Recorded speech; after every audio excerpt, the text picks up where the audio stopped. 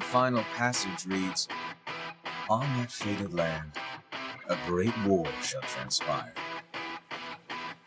Darkness will prevail, and light expire.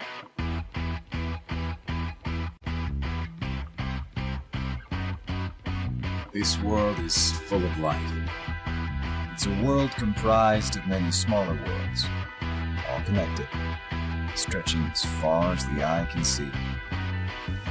One great light protects us all. All worlds share one light, one fate." I take it you're talking about Kingdom Hearts. Yep. In ancient times, people believed that light was a gift from an unseen land. By the name of Kingdom Hearts. But Kingdom Hearts was safeguarded by its counterpart, the Keyblade. Warriors vied for that precious light, thus beginning the Keyblade War. All of this was decided. You really think you can change the future? All of this was decided. The truth is what you see with your eyes, not what you hear. Sounds like your trip around the world opened your eyes, but you got a little bit more than you anticipated. You must have seen a lot of darkness. So you're saying the weak feel the need to justify their actions to maintain a sense of self. You can't let that slide. I suppose letting false light dictate the future might be a pretty lousy move. So, you can make a change. You have that power. What do you want for the world? You believe the world needs you. Sounds like you already know where you're headed. If you truly possess great power, the darkness can't control you. All of this was decided. You really think you can change the future? All of this was decided. The truth is what you see with your eyes, not what you hear. All of this was decided. Why not just sit back and watch it play out? All of this was decided. May your heart be your guiding key. Who are you really? Some kind of fortune teller. Well, I tell you that's what I am when I'm actually a brilliant artist, even a scholar. I could tell you that I dream of world peace when I'm actually planning for its destruction. The truth is what you see with your eyes, not what you hear. All of this was decided. You really think you can change the future? All of this was decided. The truth is what you see with your eyes, not what you hear. All of this was decided. Why not just sit back and watch it play out? All of this was decided. May your heart be your guiding key.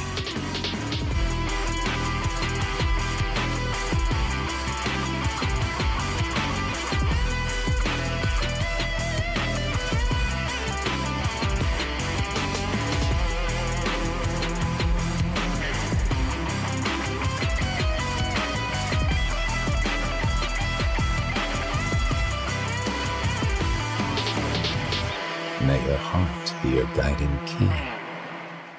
Ladies and gentlemen, welcome back to the Landy Lodge, where today we've got another Kingdom Hearts episode for you all. One building off a lot of the things we discussed in our previous episode, but hey, before we dive into the weeds and down the rabbit hole, let's give a shout out and a lot of love to Kingdom Hearts Reconnect, as today's episode is a special part of the Road to Reconnect series, which is basically bridging the gap between the present day and the great event coming this weekend. For those of you who may not be in the know, KH Guides puts together Reconnect just about every year or so, gathers Kingdom Hearts fans from all over. It's a weekend of events. It's live streamed. Lots of cool things go on. So if you like Kingdom Hearts, this weekend will definitely be very pleasant.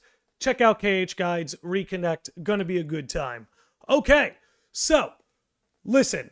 The way I want to tackle today, the best mod in the game, Lauro, who you see in the chat right now.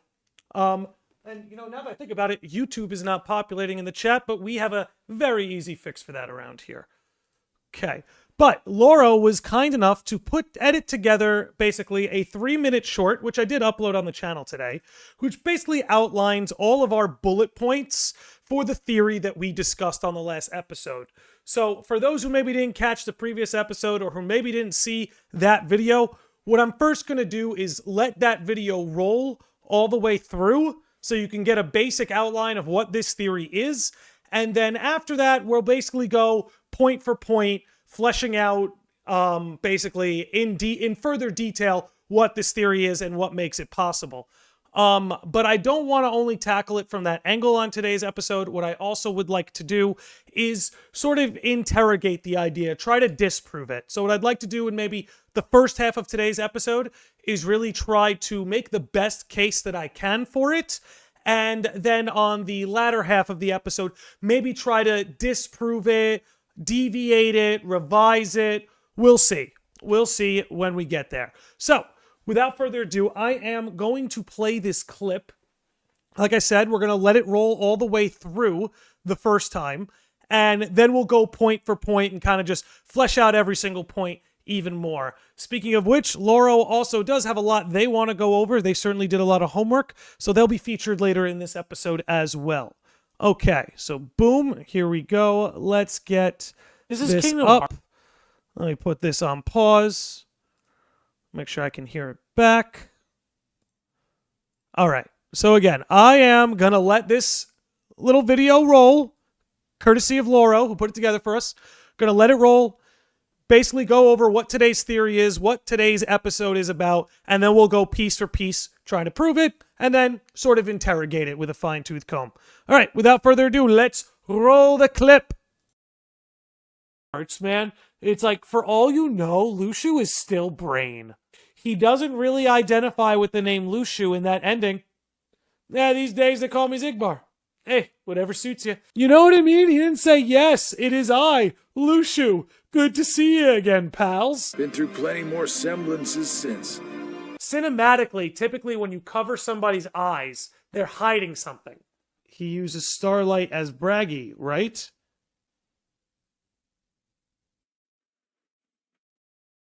Okay, I'm going to entertain an idea that might be really stupid. Let's extend the idea that actually Xigbar is not Lushu, Xigbar is Brain. And this is the big play. And Odin is actually Lushu. Because I think what makes this wild is that it answers the Odin question.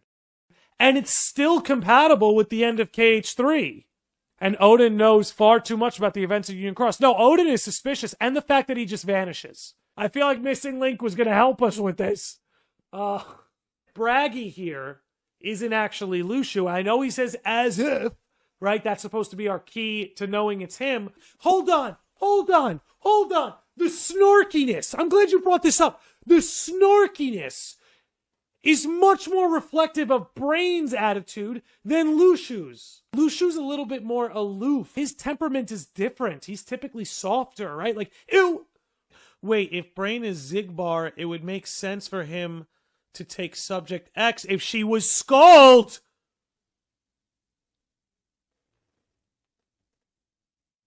You're right. Brain would have so much more of a vested interest in Subject X than Lushu would, per se. If only Ventus interacted with Xigbar! Is that why he sees Ventus when he looks at Shion? I found one just yesterday. Mar something. Yes! Also, Lushu was forbidden from interfering. No one said Brain couldn't. And that's why Lushu would have a vested interest. Because he just has somebody interfering on his behalf. He's found a loophole in the master system, which is what Brain was trying to be by being a virus in the master system. That's why Brain had the black coat and no name. I'm telling you, it's a wrap. It's a wrap. It's been solved here on this podcast, episode 262. Okay, we'll come back to it. Wednesday night, 263. And wouldn't you know it, it's Wednesday night, episode 263. So big shout out to Lauro for putting that together for us. Obviously, there is a lot to cover, so I do want to take it 1 point at a time. I feel like it's probably the best way we can do this. Let me lower my volume, come down to my speakers so we don't catch both. But before we do, let me first give a roll call to our early birds. I had forgotten to do that. We'll let this loop while I do it. Make a nice little backdrop. But again, forgot to give my love to the early birds who we have: Amber, Lauro, Noct Flugel, Silver Dash, English Breakfast Tea, Vitrin, Andy123, Patari, Key, Will's Word, A Light Within Ven, SB Wilder, Enrique Miranda, Lynn, Trousers, The Artist Joint, and Will I Am re-up in their memberships. Love to see it. And Phoenix Splash, I think I said Kevin, but Kevin again, and Unwrote Era as well. Kind of stumbled over that end. And Kokery13 dropping in here at the last minute. You gotta love it. And Xander. Look at the final roll calls coming in. What is up, Xander? How are you, buddy? Good to have you in here. Okay, I think it's just a world line trick. All right, let's now, Board of Coke here. Everybody's piling in. What's going on, everybody? Good to see you all in here. Look, let's now do this again. Now that we got our roll call done, let's put our boy on pause over here. Let's pull this back up. Okay, let's unmute it so you guys could hear it. All right? We're going to go point by point. Again, just want to lay out what my plan is for this podcast right now. We're going to go point by point, flesh it out a little bit more, build the case as well as we can, and then on the second half, I want to try and dismantle it or provide counterpoints, because I've been thinking of counterpoints all day. And yeah, Laurel, I keep thinking of the snarkiness. But geez, I mowed the lawn today, but it turned me into a lobster. I'm looking at myself compared to yesterday. Anyway. All right, let's run this. So, first point, let's go.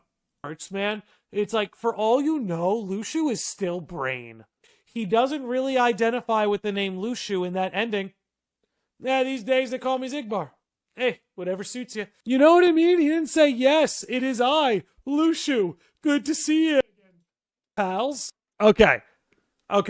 So now let's switch to the scene so that I can maybe provide a little bit more of an example of exactly what I'm talking about. Okay, let's get them all here right before he says anything. Okay, I'll put the sound up so you guys could hear. Turn the sound on my end. All right, so the first point that helped us arrive there on the last episode was that in this cutscene, he never actually confirms that he's Lushu. All his language is very vague, very ambiguous. He neither confirms nor denies that he is Lushu. So let's go through this so you can see sort of the examples that are done.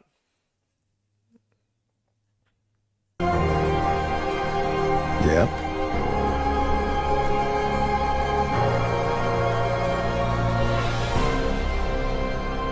Is that you, Lushu? You look different. And you see, that's something else worth noting too. You notice Ira looked at the no-name Keyblade. So his way to identify that this was Lushu was simply by the fact he had the Keyblade. So let's remember that. Now, he said, is that you, Lushu? You look different. Haven't heard that name in a long while. So again, haven't heard that name in a long while. Not been a long time since someone's called me that. Or feels like ages since I heard somebody call me that name. Right? There's a lot of lines that could be put here. But very deliberately, it's very simply, I haven't heard that name in a long while. He did not say, yes, it's me, Lushu. These days they call me Xigbar, but hey, whatever suits you. If anything, he had chosen the name Xigbar for himself there. These days they call me Xigbar, but hey, whatever suits you. You know? Okay, he didn't even say, but hey, you can call me Lushu just like old times. Didn't quite say that. These days, they call me Xigbar. But hey, whatever suits you. Again, neither confirm nor deny. Artist Joy with a $5 super chat says, so we're saying that Brain knows what Ava is / was up to. We will get to that. That'll definitely be part of the second half or maybe later in the episode. What I would like to do right now is focus in on providing as much proof and evidence for this theory as possible. Is it really you? Is it really you? Yeah, but some time ago I had to cast my old form away. Okay. So there will be one of our technical counterpoints. Because it said, is it really you? Yeah, but some time ago I had to cast my old form away. So, while he never confirms nor denies, that is the closest Lushu, Xigbar, Brain, whoever this may be, gets to confirming that they are Lushu. That's the most we can extract in favor of Lushu out of this scene. But we'll keep it going. Been through plenty. Now, this is the point. Let's go back to this for just a second, actually. This is Kingdom Hearts, man. Oh, God. I have to make It's it so like it doesn't loop. 1 second. Knock the loop out. Let's drag us all the way. Here's going to be the next point. Pals? Been through plenty more semblances since. Cinematically, typically when you cover somebody's eyes, they're hiding something. Okay. So now with that in mind, right after she asks, is it really you? Which again, there's a little bit of an implied skepticism there, right? Something within Envy, her woman's intuition, has a implied skepticism. Is it really you?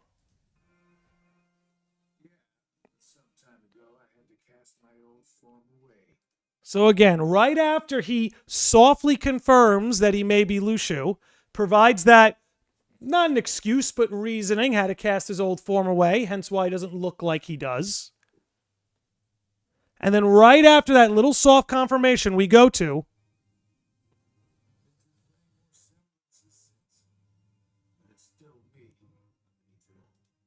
okay. So, as I was saying, typically speaking, the sound wasn't playing just then. Did I have the sound off? Let me turn it back on. Here we go. Been through plenty more semblances since. But it's still... Cutscene audio is really low. Man, I think I boosted it. I think I raised it. I'll raise it a little bit more. Still me underneath it all. So again, been through plenty of semblances since, but it's still me underneath it all. So again, right after that, cover his eyes, and he's got this mischievous smile on. Again, has this mischievous... Hope the volume wasn't off for too long. Probably just a little bit. But anyway, there he is. Basically trying to cover. Okay? So again, keeping that in mind, typically when someone's eyes are covered, they're hiding something. Let's keep it going. What happened? Why are we here? You tell me! I had a role to play.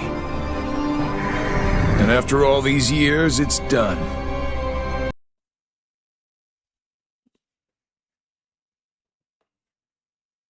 Funny thing about roles. I'll save that for now, but keep everybody having their role in mind, because we will get to that.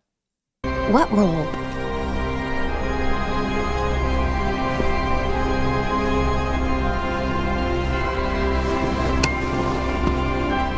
So, you keep in mind, I want you guys to keep this in mind, okay? Envy straight up asked, what role? Xigbar completely ignores the question. Okay, keep that in mind, right? He was more than willing to sort of dance around his identity, right? But when she asked specifically about what role, Xigbar completely dodges that question. I guess Ava didn't make it after all. And of course, pivots to something he knows is going to get a reaction. Meaning what? I told her, clear as day, what it is I had to do. So let's put this as a soft point in the column for Lushu. Because even though it is possible that Lushu could have chosen to share this information with Brain, there is a little bit of stretching that needs to be done for Brain to have this information as opposed to Lushu. And is that why you decided to exclude her? As if. Ava had her own mission, and she carried it out. I've heard enough! Lushu, what was your role?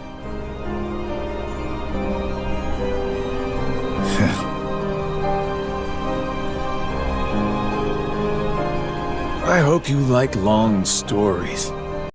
So again, this entire encounter, he's being very vague.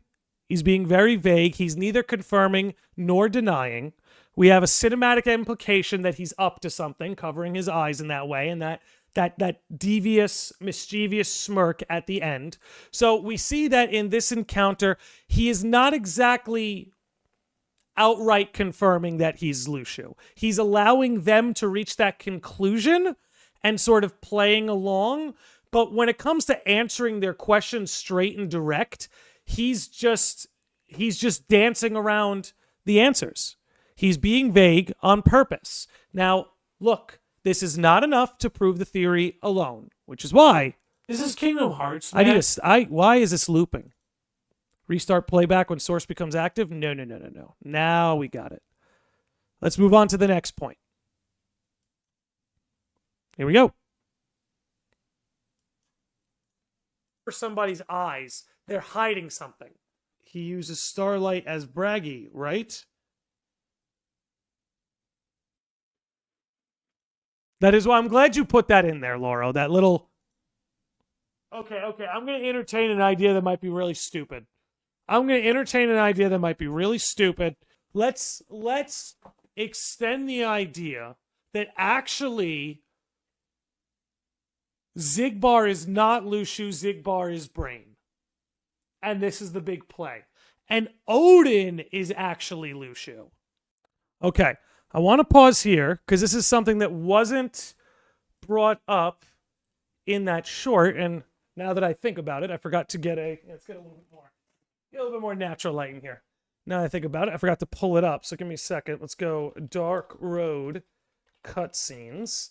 There's a point about Odin that I think we have to touch on that short did not seemingly have room for because, only so much you could put in a short.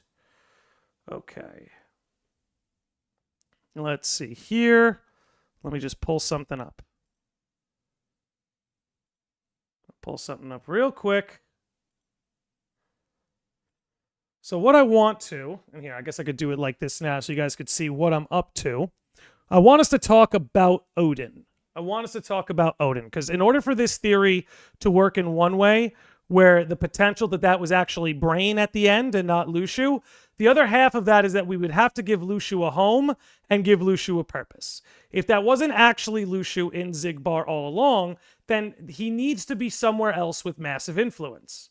Which is why I'm bringing us here to Dark Road. I'd like to get a shot of No Name on the Wall, but I can't remember exactly what scene it is. So I may have to instead maybe go to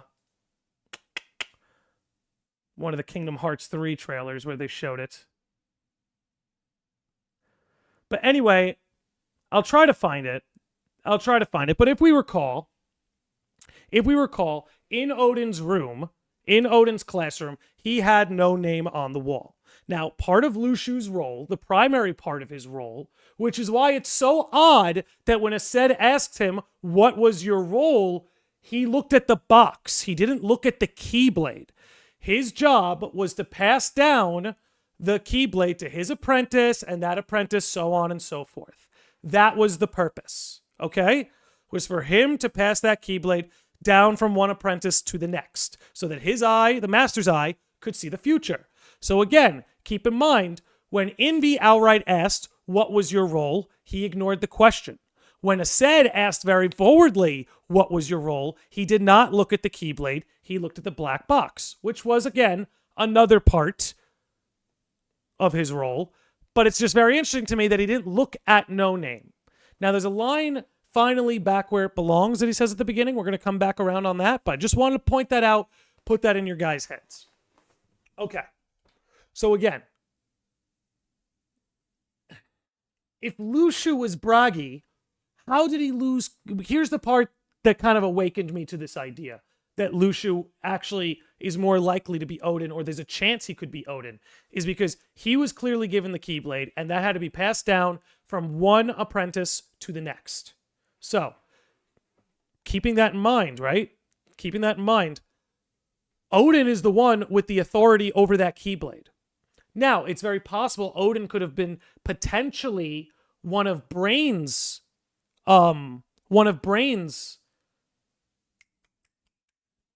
lives, or one of Brain's bodies that he used. But here's what I'm going to posit. I think the deal between Brain and Lushu that we see, and you know what? I think I do have that scene ready.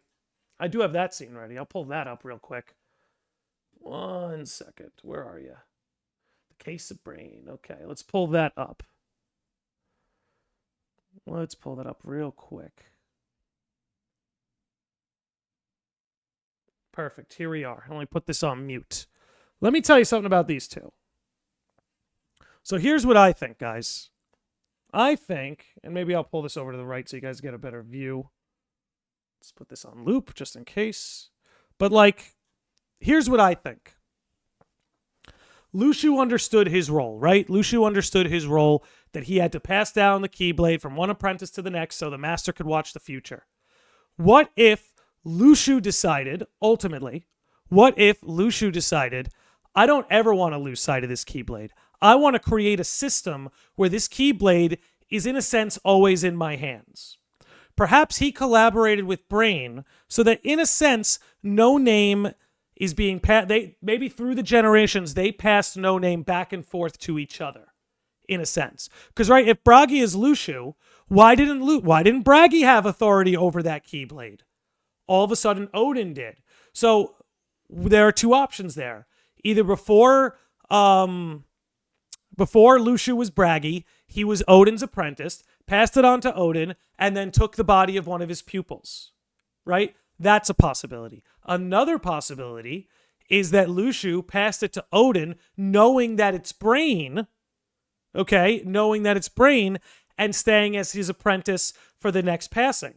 In a sense, you see sort of something similar with Xehanort, right? Where they created that system where once Xehanort was done and he got the Keyblade, that Xigbar, be it Lushu or Brain, was going to get the Keyblade next. So regardless of who it is in the end, we see that there's always been a system in place that keeps that Keyblade within the grasp of Lushu, Brain, Xigbar, whatever it's got to be.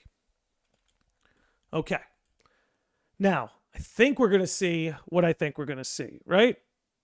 Does he take the hood off on this scene? I believe he does. Yep. May your heart be your guardian key. Oh, no, it's not the same one as Brain. Never mind. Yep. Come on. Okay. So what if I told you, because this came up in the video too, I guess we could just skip ahead there.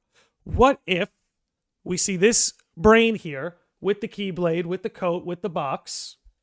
What's so crazy about this is it almost doesn't matter whether this is Lushu or whether this is Brain. And I actually think that's the genius of the whole plan, is that whether this is Lushu or Brain, or whether Xigbar is Lushu or Brain, the plan that the two of them have is still intact. And I actually think that's kind of the genius of what's been set up here. But either way, let's move on to the next point. Let's move on to the next point. Fire away.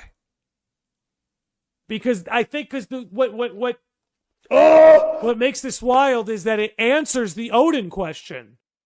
And it's still compatible with the end of KH3. So that's kind of what we went over there, is that if you did have to essentially make Odin Lushu, everything still makes sense. Everything still falls into place. Making Odin Lushu doesn't really disrupt the sequence of events. Same goes vice versa for Xigbar.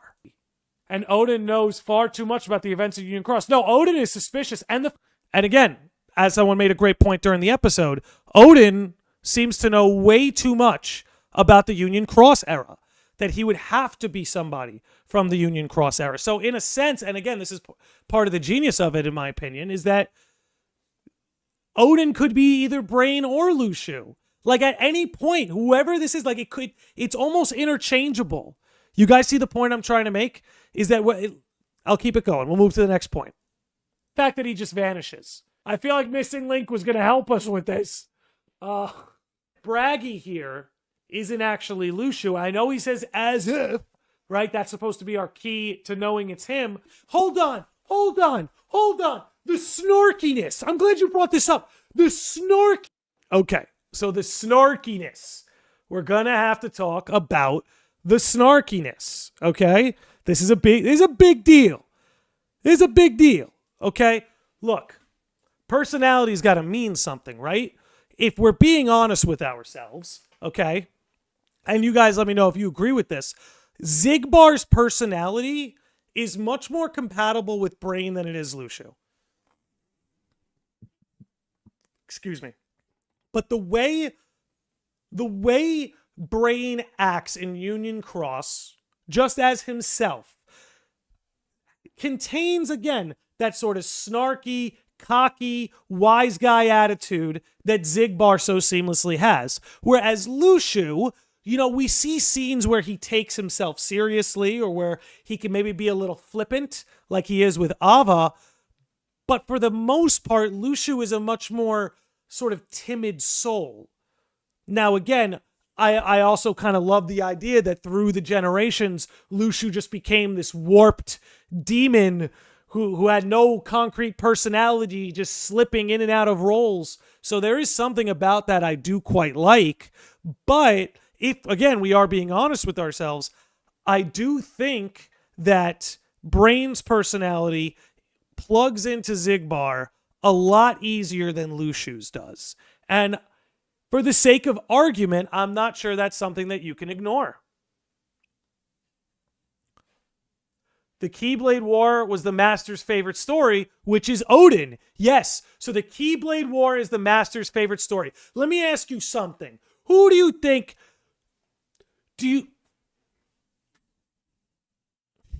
you think the Keyblade War would be Lucio's favorite story or Brain's? I've got a feeling the Keyblade War is something that traumatized Brain. But Lucio, on the other hand, it was all according to plan. Right? So, 884, I see you in the chat. Yes, I do know how word lines work. Yes, I see you. Don't worry. And again, yeah, all as if reveals is that Braggy, Bragg, Xigbar are the same, not necessarily whether it's Brain or Lucio. That's exactly the point. We think as if means Lucio. I almost feel like that's a trap. Because Lucio never in Union Cross and never in back cover ever said as if. To be fair, neither did Brain. But who knows? Maybe in Missing Link, Brain was going to start saying as if, and we all were going to be like, oh my goodness. Okay. So again, we keep that in mind, that Lucio is more likely to be fond of the Keyblade War story as opposed to Brain, and that Brain's snarkiness and personality is much more compatible with Bragg, Xigbar, than, say, Lucio's was. Not that Lucio's is incompatible, by the way. Not saying it is. And like I said, there's something I kind of liked about the timid Lucio over time just becoming so warped by this war and this prophecy that he just becomes this, like, scarred up, scratched up, one-eyed demon, like. So both angles can work, and I think that's part of what makes this fun for me, is like I don't really care if I'm right or wrong, because I think both outcomes are compatible, and in a weird way, I feel like that's the meta genius of Brain and Lucio working together. Now, let's get back into it over here. Okay. And guys, I'm going to read much more of the chat later in the episode. I just want to get through all the points first, and then I'll be much more active in the chat, I promise you. All right, let's pause what we got going on here, and let's tackle the next point from this short. Is much more reflective of Brain's attitude than Lucio's. Lucio's a little bit more aloof. His temperament is different. He's typically softer, right? Like, ew! Wait, if Brain is Xigbar, it would make sense for him to take Subject X if she was Scald! Okay, so this is the other point. This is the other point that actually really sold me on it. Not that Lushu. Hey, Jip214, Raiden with a party of 6. Thank you so much, dude. Laurel, could we get a shout out for Jip over on Twitch? Thank you very much, dude. Welcome, Raiders. We're doing a Kingdom Hearts themed podcast today. So welcome to the episode. So let's talk about, I love this image that you pulled up, Umbra. I love this. So I'm just going to make that big. Okay, so let's talk about Scold, Subject X, okay? Let's talk about Scold / Subject X here a little bit. So, not that Lushu wouldn't have an interest in watching over Subject X. Not that he wouldn't. Whether for his own reasons, because he told the Master that he wanted to watch over the dandelions. So, again, that's compatible. Or whether he was trying to keep Xehanort away from Scold because it could connect him back to his mother and Scala at Kylum. That's a knowledge he's trying to keep Xehanort away from. So, again, there are definitely compatible reasons for Xigbar, if he was Lushu, to have an interest in Subject X. However, I actually think, I really do, I think it's much more in line that if Xigbar was Brain, him sort of watching over Subject X and hiding her away almost becomes like an emotional callback.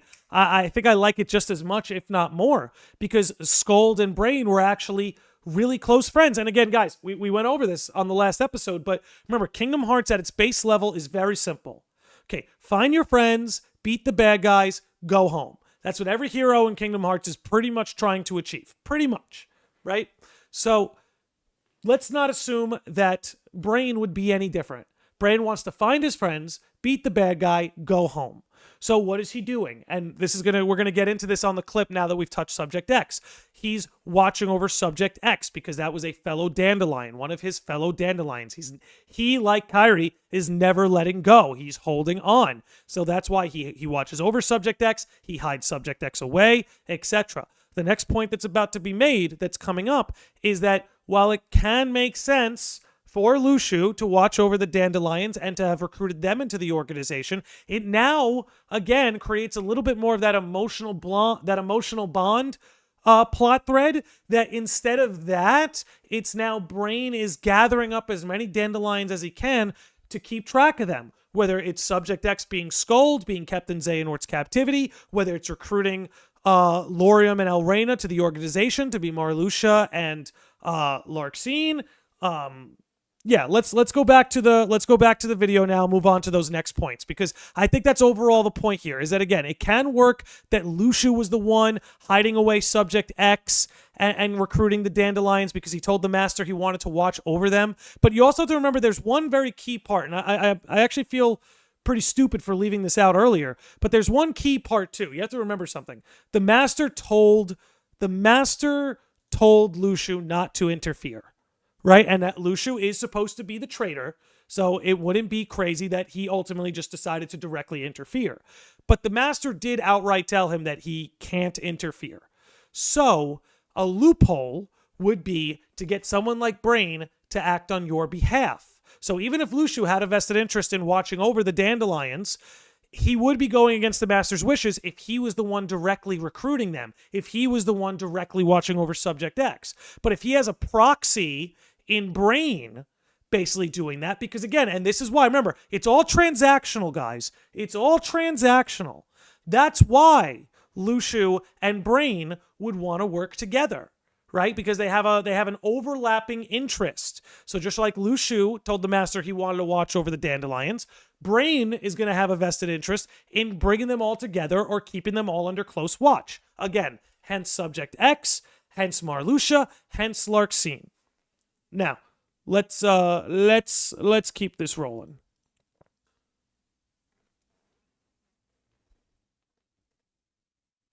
You're right. Brain would have so much more of a vested interest in Subject X than Lushu would, per se. If only Ventus interacted with Xigbar! So here comes, like, the big point. One of the big points. One of the ongoing... Honestly, I feel stupid not having this pulled up preemptively, but I can find it. This is another scene that just cannot be overlooked. Okay. I think it's here. Here, let's get you guys in on it so you can see what I'm spinning on. Okay, let's pull this up. Switch it up. Okay, I think it's here.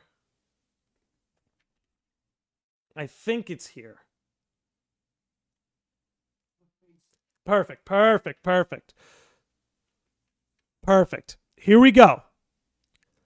Here is one of the things that always tripped me up. This next line from 358 over 2 days never made sense to me as Lushu.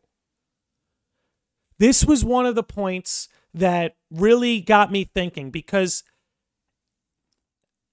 this is one of the few times, and that's why I think it's so key. This is one of the few times where I'm like, I don't understand why Lushu would react this way. However, if it was Brain, this reaction makes perfect sense. Here, hold on. I got the sound. Of all the faces, why do I look at her and see yours? That's huge, man. I'm sorry. That's huge. That's huge to me. We're going to back it up even a little more. Let's run that again. What a blast from the past. Now, again, he obviously wouldn't be talking too much in context about Shion. But again, this is not a way Lushu would react. Lushu did not have a personable relationship with Ventus, but Brain did. Not only that, Brain was one of the guys to help crack the case about Strelitzia and Marluxia and Ventus, that whole thing. He was one of the ones to crack the case on that. Like, he did have a close relationship with Ventus. So again,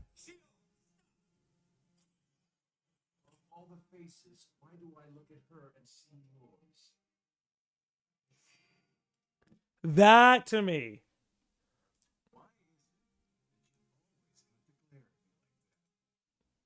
like,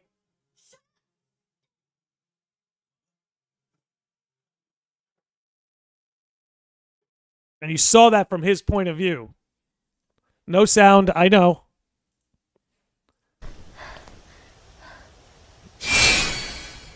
I'm sorry, Axel. What are you doing? Please.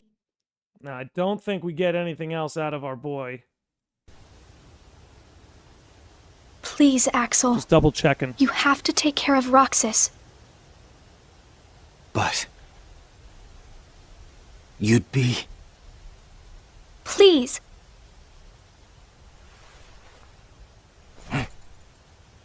Thank you, Axel.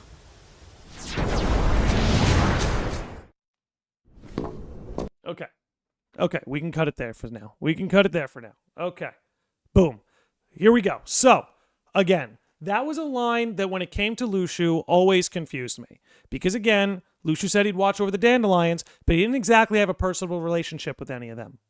With the exception of Brain, mind you.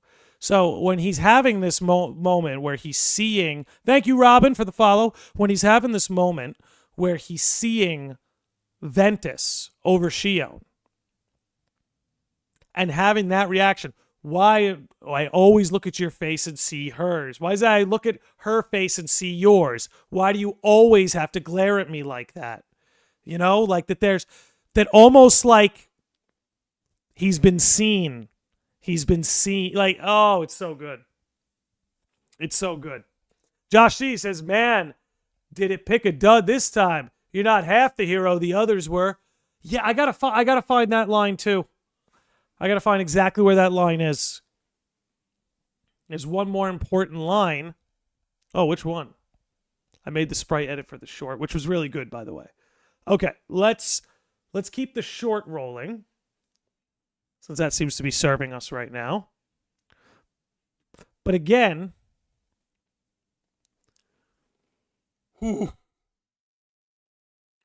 that part with Ventus, big one for me. Okay. Oh, I meant always glare at me line, implying it's been more than once. Yeah, kind of implying, I guess that's how they've been seeing Shion this whole time. End of KH2? End of KH2. Okay, you know something? Let's find that. Let's actually find that real quick. You're saying end of KH2 has the juice? Give me a second. Let's do it. 1 second. Let's get you. All right. Let's find that line.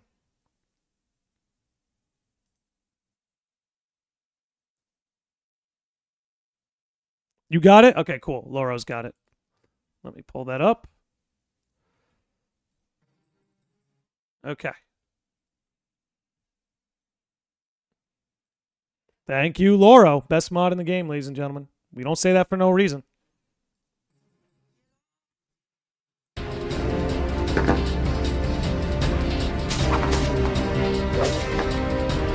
What's going on?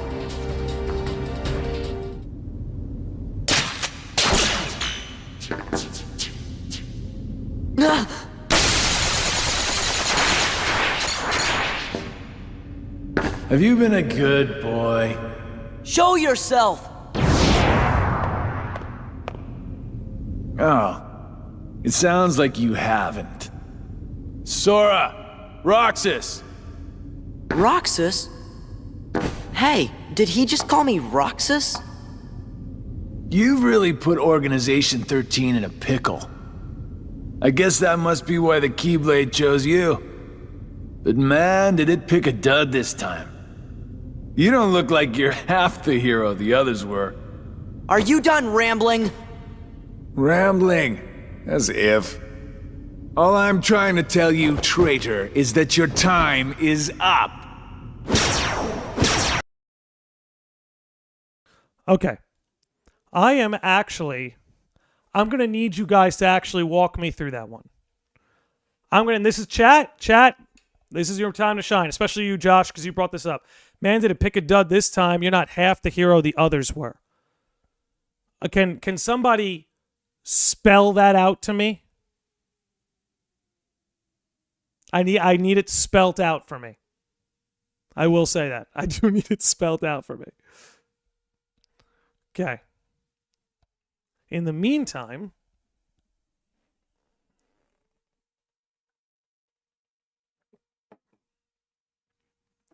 think of the words. I literally said I need it spelled out to me before I carry on here. Or else I'm just going to go right back to what I was going to spin on.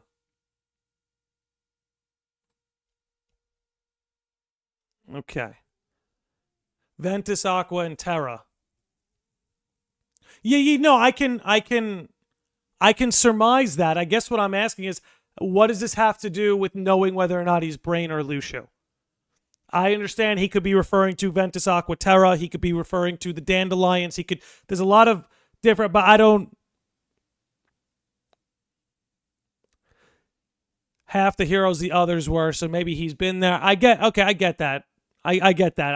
I'm not sure that's as concrete as I thought it was going to be. Considering the Union leaders didn't really fight until the very end, I imagine he's just referring to the Foretellers, but I personally think he's just referring to the Wayfinder trio. Yeah, that's what I think. To me, I'm just hearing Birth by Sleep. I don't think this has anything to do with whether or not this is Brain or Lucio. Although, Josh Z, you are free to further elaborate. The other Union leaders. Okay, it could be. It could be. It could be. I'm going to place that one as a bit of a stretch. But it could be. Yeah, I'm with Andy. Yeah, Andy, that's where I'm with you. I think that one is just as simple as the Wayfinder trio. Okay. Let's roll. Keep this going. Is that why he sees Ventus when he looks at Shion? I found one just yesterday. Mar something. Yes! Also, Lucia was forbidden from interfering. No one said Brain couldn't. And that's why Lu Shu would have a vested interest, because he just has somebody interfering on his behalf. He's found a loophole in the master system. So again, remember that they all have roles they need to commit to. If you're wondering why go through the trouble, right? They all have roles they need to commit to. So again, when Lu Shu is told that he can't interfere, he can loophole that system by having a proxy interfere on his behalf. And if someone is looking for a loophole in the system, could you find a better collaborator than someone who wants to be a virus in that said system? So this is where I keep talking about this completely perfect transactional relationship between Brain and Lu Shu, where again, each one could offer what the other one wants. They're both compatible with each other's needs. Now again, they all have a role, right? Perhaps Lu Shu thinks it's his role to pass down that Keyblade, but really his role is to be the traitor. So even though he's going through all this trouble and potentially even using Brain as the proxy to be a loophole, he's still fulfilling his role as a traitor, and now Brain is fulfilling his role as the virus. Again, roles are fulfilled. Keep it rolling. I think we're at the end of this clip here, which is what Brain was trying to be by being a virus in the master system. That's why Brain had the black coat and no name. I'm telling you, it's a wrap. It's a wrap. It's been solved. Okay. I think we touched on that earlier with Lu Shu having the, with Brain with the hood and the Keyblade and all. Okay. So there you have it. I think we've touched on pretty much everything in favor of it. Chat, I know I wasn't as active responding to you guys as normal, but as you saw, I had about 45 minutes of information I needed to go over there. Wanted to make sure I got through all of it. Let's go back over here.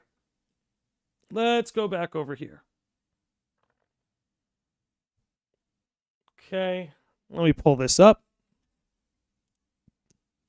And we'll leave this on. Keep that on loop. Great. Okay.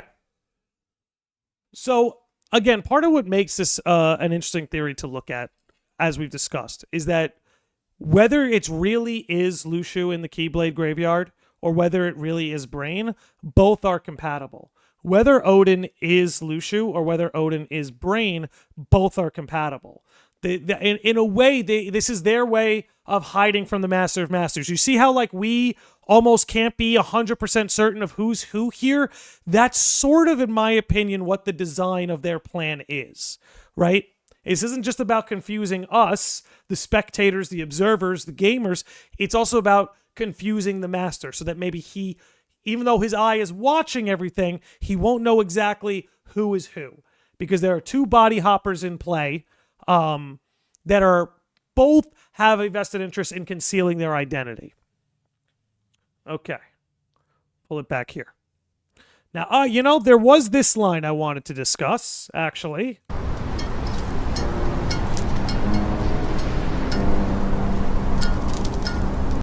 Patari says, so if it's all transactional, Lu Shu gets a body to act on his behalf. Brain acts as a virus while having a run-in / saving former acquaintances. Patari, exactly. It's a transactional relationship. Look, Lu Shu got to, in a sense, the foretellers are back, right? The foretellers came back. That's part of what Lu Shu wanted. Now the dandelions are going to have to come back. That's what Brain wants. That's Lu Shu wanted to find a way to bridge, and again, who knows? This could all be the Master's plan at the end of the day. But Lu Shu wanted to find a way to bridge the foretellers into the future and bring them back. He did. Brain, alternatively, wanted to find a way to bring the dandelions back. And in a way, he did, right? Marluxia got recompleted. Larxene got recompleted. There's Subject X. Strelitzia is in Quadratum, and now so is Sora. There's this transactional relationship that's happened between the two where both have gotten what they've wanted. But now let's talk about this.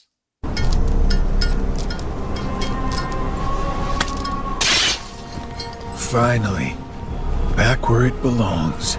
So let's look at that from both angles. On one angle, obviously there's Lu Shu, right? His job was to pass it down from one apprentice to the next so the Master could watch over. So you could make that call that's him saying back where it belongs with him so he could watch over it. I'm going to take it one step further. I'm going to take it one step further. Brain is Lushu's apprentice.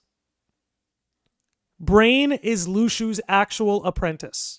So when he says finally back where it belongs with Lushu's apprentice. Maybe everybody else it was passed down to, like Xehanort, was just for scapegoat reasons.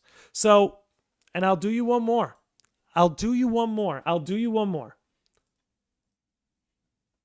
Gang, I will do you one more. You watch.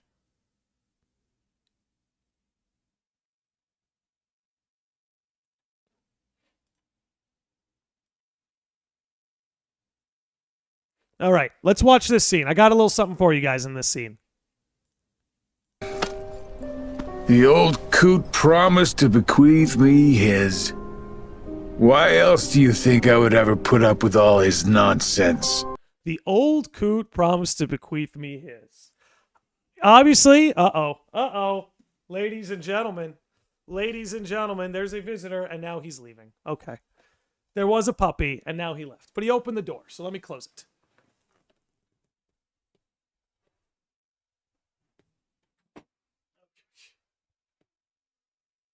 Kobe crashed the party and he left real quick. Maybe he's not a Xigbar fan. So if Lushu is not Xigbar, then where is he? Is he Maleficent? No, my prediction was that he was Odin. And now hear me out. Wait. No, I'm crazy. All right, chat, I need you to call me crazy. You ready? I need you to call me crazy. What if Lushu became Odin and Odin became Sigurd? That's getting in the way of the point I wanted to make right here in this moment. So I'm going to go back to what I wanted to say. But keep that in mind. So again, he says, the old coot promised to bequeath me his. Why else do you think I would ever put up with all of his nonsense? So obviously that's him talking about Xehanort, right? But the idea of like that blade is bequeathed to him. We saw him write in the secret reports about it, right? About how he's longing for this Keyblade that's been bequeathed to him. Back where it belongs. He's Lushu's apprentice, his actual apprentice. And here's the crazy thing, man. Here's the crazy thing about the whole, if this was actually Brain and Ephraim are best buddies, right? So when like Xigbar is tailing Xehanort the whole time, he's tailing his like best buddy's descendant. There's something a little bit crazy about that. But we got to talk about Ericus too, because that's another linchpin in all of this. Is when we get to Ericus. Okay.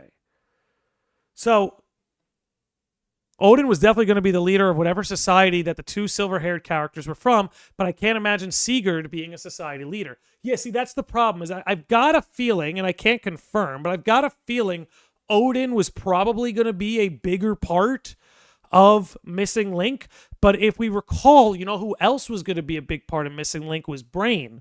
So perhaps there isn't... I don't even know where that would go, man. I don't even know where that would go. All right, Kid Q is here and says, no way Lushu became Odin. Kid Q, I want you to shoot it down right now. What if that was him talking about old man Odin? Yeah.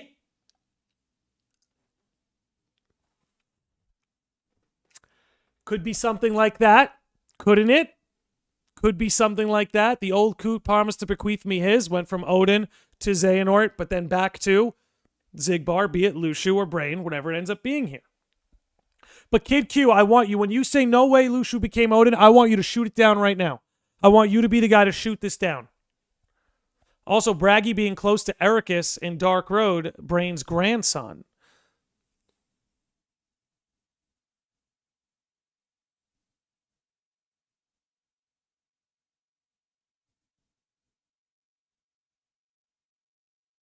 That's a good point. Yeah, that just straight up is a good point. Kid Q, please check out him and Xigbar's looks. There may be a hint. It's possible, I suppose, Sigurd existed when Xehanort was a baby, but if he was also narrating Cage 4, he could still be around. Okay. How do we get here? I'm so late to this conversation. Listen, we're 1 hour deep.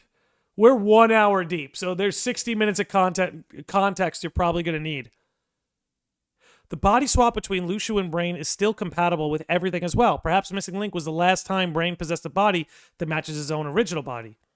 Xigbar has been related to Sora this whole time, says Liam. You know, I'm not opposed to the idea. If Xigbar was Lucio, I think there might be more to that, actually. We cannot say for certain the exact relations. Well, that's what's genius about how they set this up, is that there's no way for us to actually know for sure. But, you know something? There's something we have to look at. There's something we have to look at that changes everything. There's a scene we need to rewatch with this new idea in mind.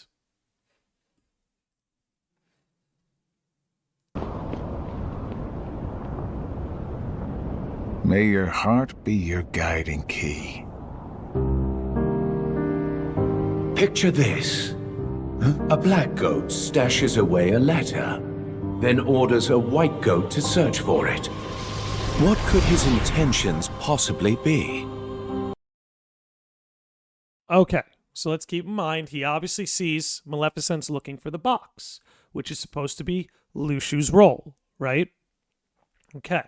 Because keep in mind, if this was part of Brain and Lucio's plan, then to a degree, Brain knows he's quasi-disguising himself as Lucio, right? He has Xigbar in Braig's body, but he knows, again, if we're extending the idea that he is, then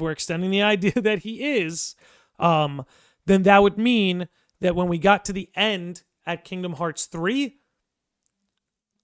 Oh god, I lost my train of thought. Brain, okay. It always comes back to the scene. It always comes back to this scene. I'm going to let this scene roll. I'm going to quit yapping because keep this in mind now.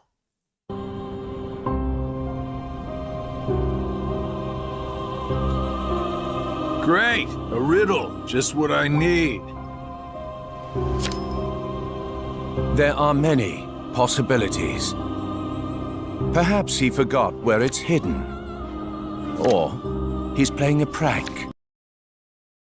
So, think about that, right? If that was really Lucio, if Xigbar was really Lucio, would he have forgotten where it's hidden? Because he wasn't playing a prank. If Lucio knew the conditions that were going to... Right? If this was Lucio, then Lucio would know the conditions that were going to bring the box back and the foretellers and all of that. But he's clearly keeping an eye on Maleficent... Right? He's trying to keep an eye on Maleficent because she's looking for the box. If he was completely in the know that the box wasn't going to exist until after the Keyblade War, why would he be sending everyone on this goose chase? Why would he be watching Maleficent so closely? Again, if he was Lucio and he had the knowledge of we have to wait for the Keyblade to be forged and the Keyblade War and then it'll reappear, right? If it were Lucio, he wouldn't be watching Maleficent, asking this guy to go look for it or that guy. No, he'd be just waiting until the time came. But if this was someone like Brain who needed to quasi-be Lucio, it could be making him nervous. It can be making him want to track it because he's not in the know. Because maybe one of the ways the box was protected was that one of them hid it without telling the other, and that was their way of keeping it safe. I don't know, but let's keep this going because there's more. Again, perhaps he's keeping it hidden or he's playing a prank. Fact of the matter is, we know he's not playing a prank. And again, we know the conditions that bring the black box back. And if Lucio knew those conditions, he wouldn't be worried about Maleficent. He wouldn't have people looking for it. And again, if this was Brain, it would make sense why he doesn't know the conditions. The letter has truly gone missing. True, or has it truly I can gone think missing, right? Right? So Luxord provided us with 3 angles there, right? Prank, we know it's not a prank. Right? We know it's not a prank. Forgotten where it's hidden, we know it's not as simple as that. It's not buried in a hole in Olympus. But he's watching over like Maleficent like it might be. Or has it truly gone missing? Maybe this was something in Missing Link we were going to learn about, but I don't know. We'll have to use our detective skills with that unwritten era in mind. Several reasons offhand. Guessing is simply useless. Well, then just follow your orders, plain and simple. Yes, that's what I've always done. I followed the orders from above, without question. And I want you guys to keep something in mind. I'm going to mention it towards the end of this clip. Remember that this cutscene was released after Kingdom Hearts 3. This is from Remind. So everyone is watching this scene with the knowledge of the ending in mind. Again, with the black box, Lushu, foretellers, Maleficent, etc. However, I sometimes can't help but read into my opponent's strategy. Too long on the job? If the contents of the box are so unknown, why is it of such critical importance to the organization? Furthermore, was it Xehanort or Xemnas who gave the order? Well, it's tricky. All Xehanort cares about is the clash between the 7 lights and 13 darknesses. It's unlikely he would hold such an interest in this mysterious box. Okay. So again, Luke's order is completely onto him. Right? Completely onto him. Basically pointing out that Xigbar's actions really don't make a whole lot of sense. They're not making a whole lot of sense. Kevin says, Xigbar literally saying, I know of a box and I don't know where it is, but I know how to get it. Right? Pointing out the inconsistencies here. Right?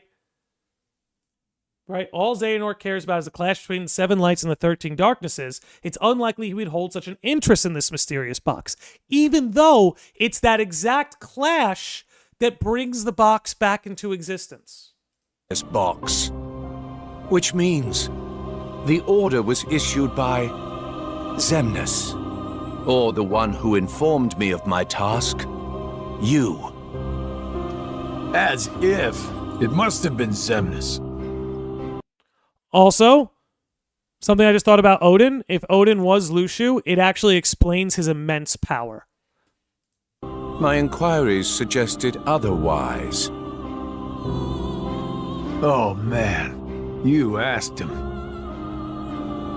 What are your intentions? Look, I don't know what's inside the box, but it's been protected by Keyblade wielders since way back when. Aren't you curious? I heard it contains information that's vital to all Keyblade wielders. Secrets. And where did you hear this? I don't remember. Okay, so clearly he has this extensive knowledge. He's getting him to talk, right? Keep going. I keep my eyes and ears wide open, but I've traveled so many different places. It's hard to keep everything straight, you know? I love this because clearly he's on him. Neural Neptune, thank you for becoming a junior sage. Very much appreciate that. Welcome to the lodge. So he knows he's full of it, right? He knows he's full of it. That's what that look tells you. But what's crazy about this, right, is like we, the viewer, the gamer, we knew about this already. So watching him play dumb like this almost has this new context, right?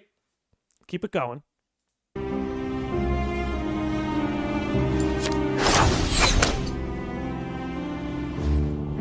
If this box is truly as important as you say, why now? I believe you discovered that others also seek it. And you... See, that's it right there.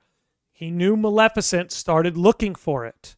1, why is it a problem that Maleficent is looking for it? Keep that in mind. 2, again, if this was Lushu and he knew the conditions to which brought the box back into existence, he would not be worried or tailing Maleficent, watching where she's looking. You need to find it before anyone else does. In order to keep your connection to the box a secret from those around you. Xigbar, who are you really? Now, keep in mind, this came out after KH3. This is part of the Remind DLC. Let me tell you something. Do you think they're going to waste the audience's time with a little guessing game? Xigbar, who are you really? When we, the audience, seemingly know exactly who he is? Or is Luxord trying to tell us something? Who are you really? Right? Maybe there's something that is happening behind the curtain that Luxord's becoming privy to. Right? Because he's pointing out all the inconsistencies in Xigbar's story, all the inconsistencies in his motive, right? Okay, you don't know what's in the box, but the box is super important, but you don't know where it is. Okay, are you playing a prank? No. Did it just go missing? No. Did you forget where you hid it? No. Like, poking all the little holes, right? He's poking holes in the entire plan. Now, let's keep something in mind. Luxord is from unreality. Luxord is from the world of fiction. Who's in the world of fiction? Strelitzia. A dandelion.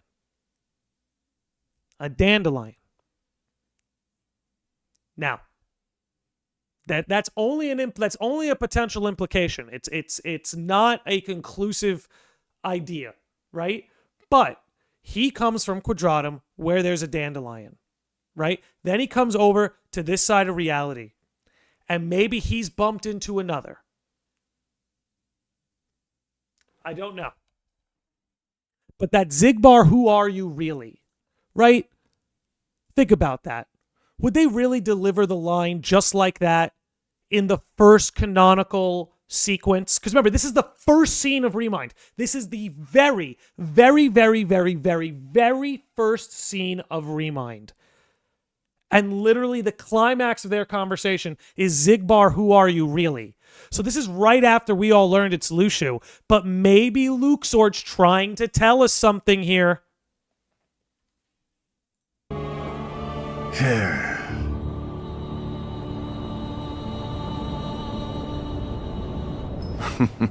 No matter. It doesn't make a difference to me. It's all the same. I'm content to feign ignorance.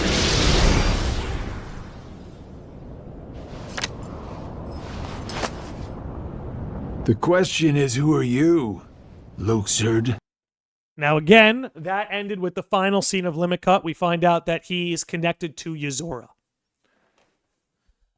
Brain, that's who he is. I've heard that theory. We've discussed that too. I am not opposed to the idea that Luxord could be Brain as well, but here's the thing. If Luxord was Brain and this was Lushu, then they know who each other are.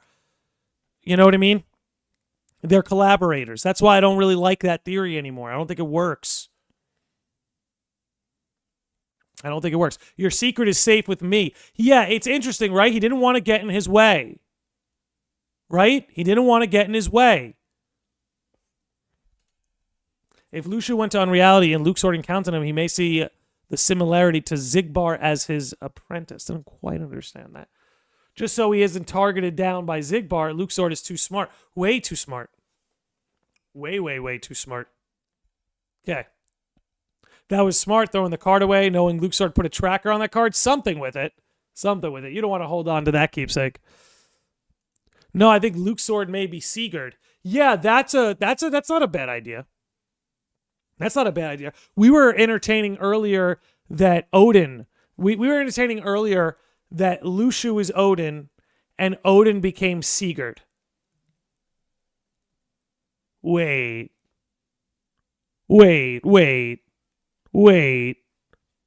second.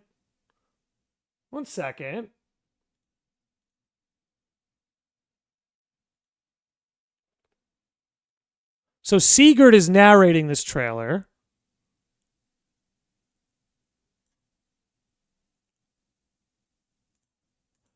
Here's my thing. Okay, here's my thing. Let's just, little thought exercise. Consider that maybe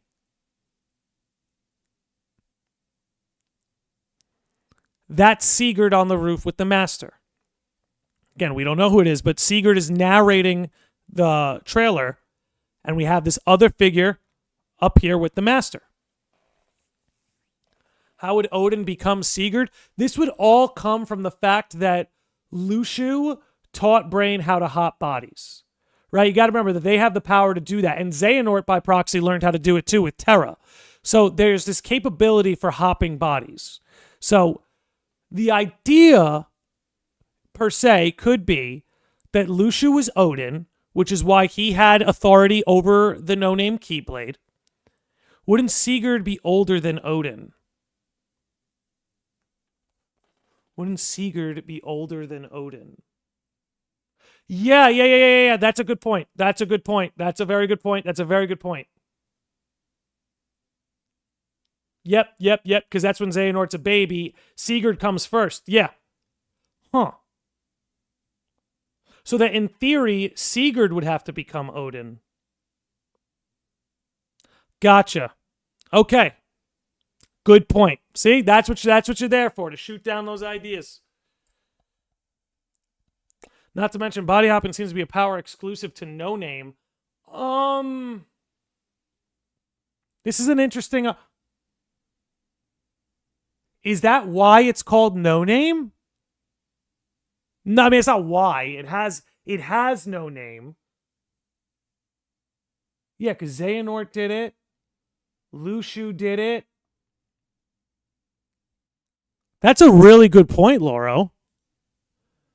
Is all the body hopping we've seen exclusive to the no-name Keyblade? That's not a... Odin could always be Luxord, since the only thing we know about Master Odin is that he retired after bequeathing the no-name Keyblade. My problem with that is that Lushu would have to pass it down, right? That Keyblade gets passed down from apprentice to apprentice. If Odin, I don't know about Odin being Luxord. I don't know. There's something about that it's not connecting with me, Strider Rook. If Sigurd became Odin, why would he be narrating this trailer as Sigurd? Yeah, that's why we basically threw that away, Andy Brew.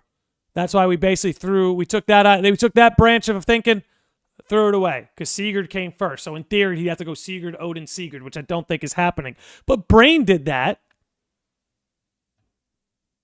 Technically speaking, Brain did something like that, but I think that's just too much of a stretch at this point. Keyblade of Heart unlocked Sora's heart, but Sora didn't have any directional control of his heart once released, unlike how Xehanort was able to fire it directly at Terra. Exactly.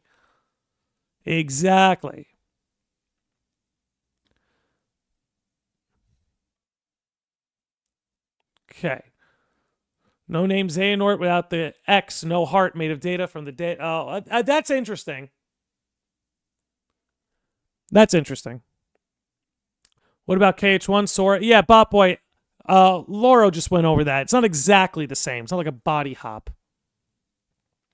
But Odin, he has one eye. Xigbar also has one eye. Is there a connection? Yeah, remember, Brain also uses his hat sometimes to cover. Is there a connection? I don't know.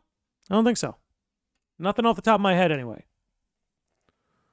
Former no-name wielders are the only ones confirmed to have successfully body hopped, though Lushu presumably did so while he was not a Keyblade wielder. Not a bad idea. Riku's Keyblade in KH1 in Hollow Bastion exclusively had the power to unlock people's hearts. Keyblade-specific power could make sense. Makes you wonder what the power of the Kingdom Key could be to the wielder. See, now we're getting somewhere. Now we're starting to maybe get somewhere.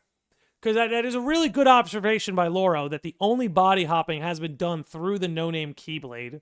But I did like the idea brought up in the episode a few days ago that maybe that was part of the ancient Keyblade knowledge that Ericus shared with Aqua.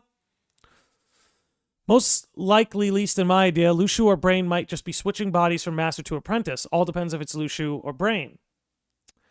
Brain is Xigbar, not Odin. Lushu, Sigurd, Lushu, or Brag Brain is who he is. Sigurd is not necessarily older than Odin. Says Eyes of the Earth. Kid Q says, I don't think Lushu is/was in Missing Link, and with that, I don't think Master of Masters is there either. Lens of Master says, I honestly feel like this series can only handle one more. This person is also this person max. This is not Master of Masters, by the way. Okay.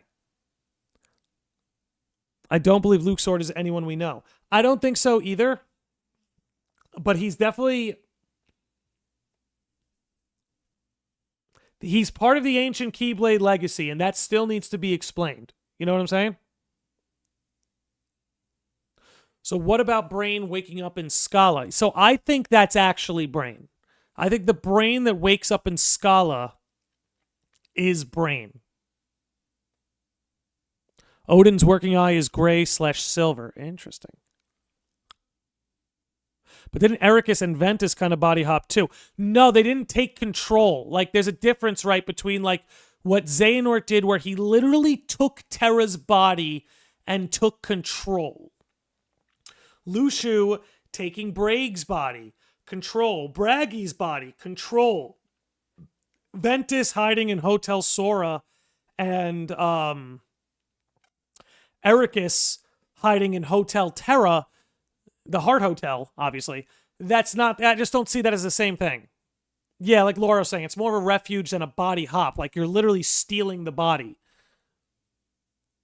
Brain, Braggy, Braig are all iterations of Brain. Yeah, that's the other thing, too, is all the names match Brain closer than they match Luxu.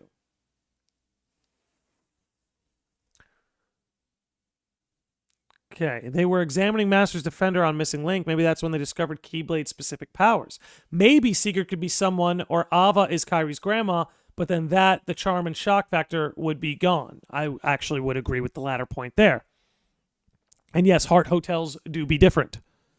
True. I have a question, though. This may just be a fun line to those of us, but when you defeat Master Xehanort in the data fight, he said this is not what was written.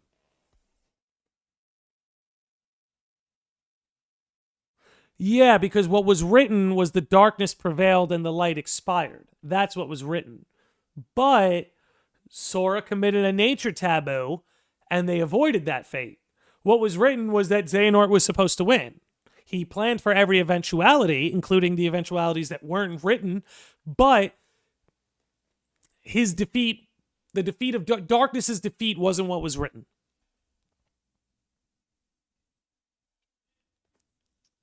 Also a good point. Eyes of the Earth says, hypothetical, if Sigurd was like 20s or 30s when Xehanort is born, he'd be at most 30s or 40s when Odin is old. Yeah, it is compatible when you lay it out like that. Yeah, but Xehanort as a young boy learned about darkness prevails and light expires from the Master's favorite story.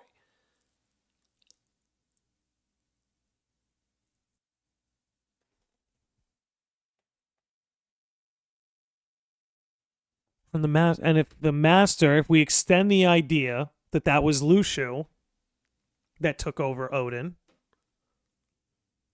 the Master's favorite story. You know something? Give me a second. Give me a second. Let me get something pulled up here. 1 second, gang. We need to pull something up here. I got these Xigbar scenes up.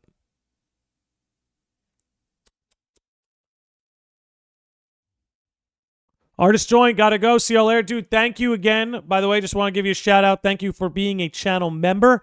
Thank you for your super chats, too. I think I missed this one where you said, so we're saying that Brain knows what Ava was up to. No, I remember reading that. We don't know that for certain. We don't know that for certain. But thank you, dude. I appreciate you hanging out, man.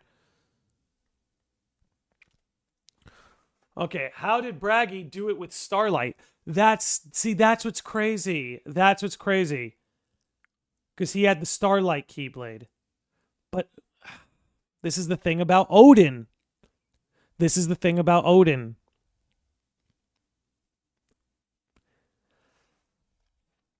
Let me get this out of here. Oh, 1 second. We got something here. Who actually holds No Name in Missing Link? We still don't know. It's not... It doesn't appear to be Brain. Right? Because it was a cloaked figure. Josh G says, my guess is the Kingdom Key power is that it is like a navigation Keyblade. By the way, thank you for your generous $10 super chat, dude. I really appreciate that. Maybe it was created after the darkness split the world apart as a means to connect the light of worlds and their hearts. Interesting. Or maybe not even like a navigation Keyblade. It's just like it's the connection Keyblade. It's the wire. It's the tether. It's the linchpin, you know? Brain pulled the North first. Yep, I'll talk about it later. Speaking of which, Loro, we're like an hour and a half in, dude, so now would be a good time if you wanted to share. I know you have a lot of ideas you wanted to share. Let me pull something up here. Okay. Do. Because Loro had a lot of ideas he was laying out to me that may be able to help us. Okay, here you are. Absolute brain. Oh my god, this is hilarious that you sent me this. I'm gonna put that up. It's Laura hour. We're going. We're going. We're gonna see what he's cooked for us. Okay. See, I don't know if this helps, but in the actual Norse myth, Sigurd's full name is Siegfried. Yep, the great hero and dragon slayer and lover to Brunhilda, queen of the Valkyries. There's a scene where Brain told Ava he wouldn't read the copy of the Book of Prophecies, but at one point during his time with Ephemer and Ven, Brain with his hat hiding his eyes read Book of Prophecies. Was that the real Brain? That's a good question. And again, remember the hiding of the eyes, like we said. Interesting. Let me see where Loro's at. Yo. Okay, just kind of go in order, I guess, whenever we get the chance. There's some scenes I'll reference that I imagine you will probably have to set up, like the angry look scenes, and as for some obscure scenes, yeah, I'm ready. Okay. Let me check with you. We might have him call in. We might have Laurel call in here. Yep, okay. All right, we're going to get him in here. Let me lower myself down so you guys don't hear two of it back. I'm going to mute him at first when I call him in here. Stand by. We got a live caller coming in. Yellow. Give us 1 second, doing a little audio testing. Can you hear me, Laura? Awesome. Okay, 1 second. The floor is yours. Just tell me what you want me to pull up. All right. Can you pull up the scene where Xigbar is talking to Sora in Cage 3, like the very first scene with in Olympus? You got it.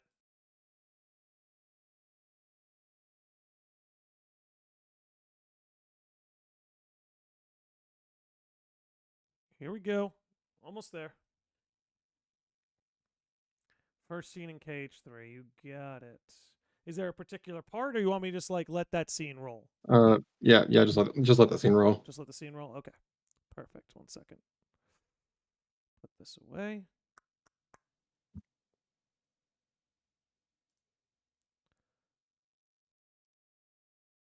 Oop, wrong one. There we go. All right, I'm gonna let it rip. Huh? All right, so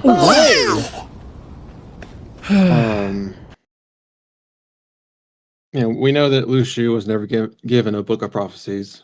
It wasn't provided to him because it would cause temporal paradoxes, and that's dangerous knowledge that he shouldn't know because it might disrupt his role and all that the master had given him. However, Brain was given one by Ava, and Luxu or Xigbar having external knowledge about the Keyblade War makes sense since he was there to watch the war at the end of Kingmark's Key, as we saw in like the 0.2 scene.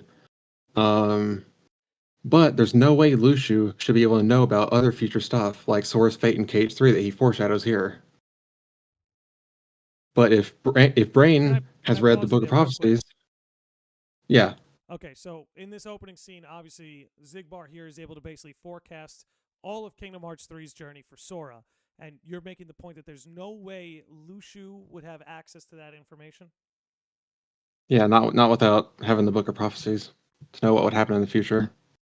Correct, and as we know, Brain was provided a copy of the Book of Prophecies. He did tell Ava he wouldn't read it, but through that Book of Prophecies, he would have the knowledge of what's going to happen with Sora. So that foreknowledge, you're making the case that it's more compatible with Brain than it is with Luciu. Yeah, and there's other points as well, like in the Keyblade graveyard, Xigbar somehow knowing that this is the Guardian of Light's second time around. There's some weird stuff like that just like I feel like someone shouldn't know unless they've read the Book of Prophecies. So that's interesting, right? Because there's no, and this is again where it's like I wish we could have seen what Missing Link had to offer when it came to this kind of stuff, especially like with Brain. But you're right that we have zero reason to believe Luciu would have any foreknowledge like this. Dandelion says Brain could have gotten / read the Book of Prophecies after waking up in Scala. That's what I mean, is like we also could have gotten something like that through Missing Link. Okay. Do you want me to keep this scene rolling in the back, or? Yeah, for a little bit. Okay. Go on. But so that knowledge would have likely been transcribed because it is definitely two important events. Would have been put into written into the Book of Prophecies. And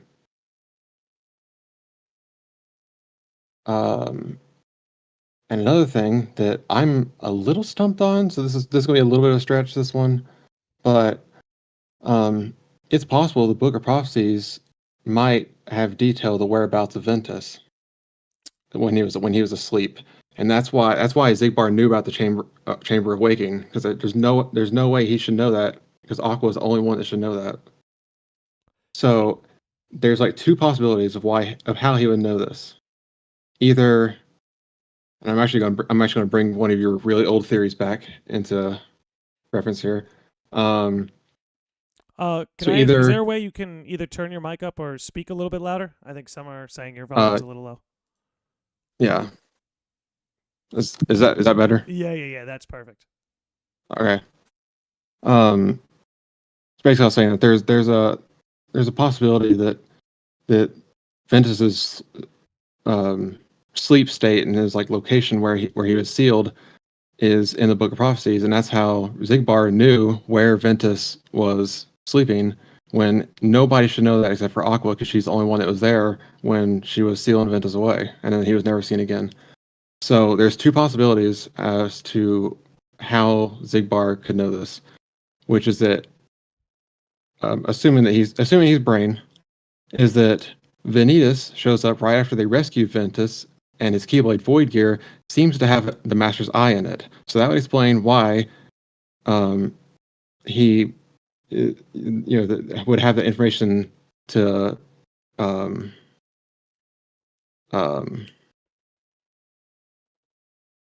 write down.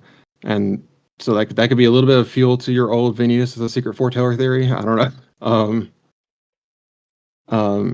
But it's also possible that somehow he just knew, because like even like book aside, Aqua used his original Keyblade, Master Defender, to seal Ventus's body away in the first place. So maybe he could just like feel it being used or something. Like a Keyblade is a weaponized manifestation of one's heart. So maybe there's like a way that he just knew that it was being used for that purpose. I don't know. Just but you're right. A little bit of a stretch, but that's just another example of having knowledge that can only be known by reading the Book of Prophecies, which again, we don't have any reason to believe that it was that Luciu has done that. And we do have suspicion to believe, or even outright to know, that Brain has. So yeah, if you want to keep going, I'm just saying I'm with you all the way right now. Yeah. All right.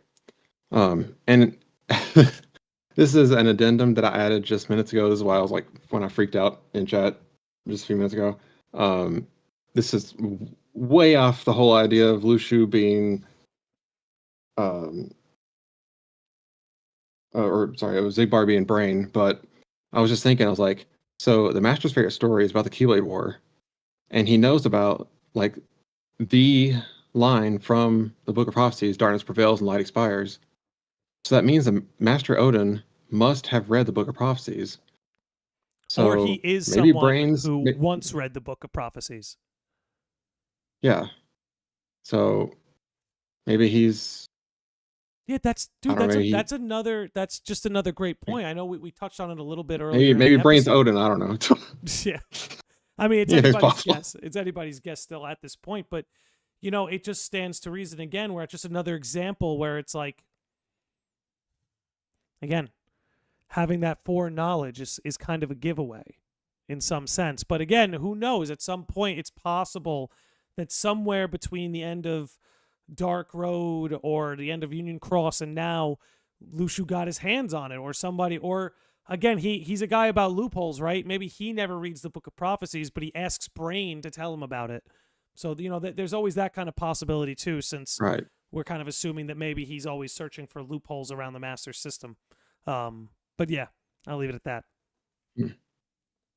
All right, and then for this next point, I'm going to provide you 2 images in DMs.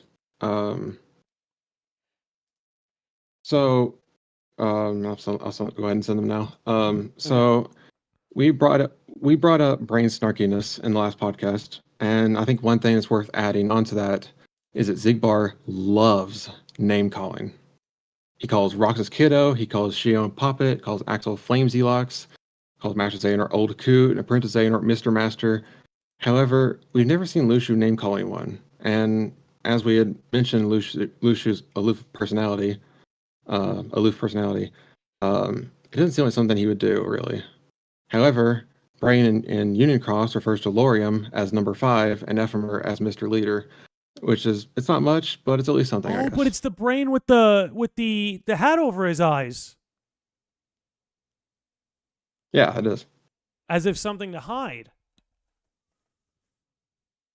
Wait a minute.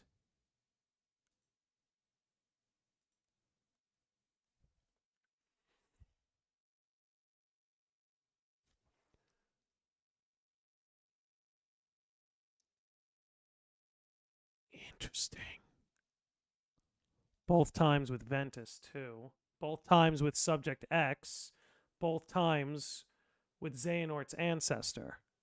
So it's very interesting that these 2 images you pulled are when he's with 3 characters that would directly tie into the Keyblade War, whether it's Ventus, right? You know, by the nature of him, birth by sleep. Then we have Ephemer. Obviously, he made an appearance in the Keyblade Graveyard, and, you know, Ventus was there literally too, but he made an appearance and is connected to Xehanort. And then we have Skuld, who, if we extend the olive branch that she's Subject X, like, it's no accident that he's in the room with these 3 right now. Right.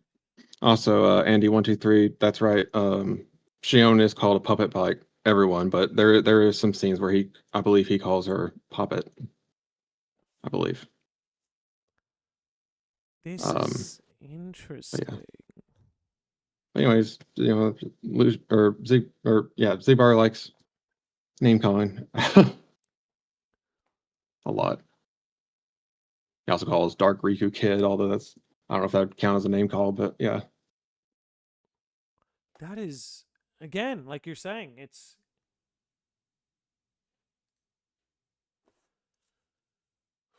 The 2 brain theory being back. Yeah, I mean, if it's dual brains, I remember that theory from long ago. If there's, you know, obviously, like, if there are 2 brains in play, it's because one of them is Lushu. That's what I think. If there's 2 brains in play, one of them's got to be Lushu.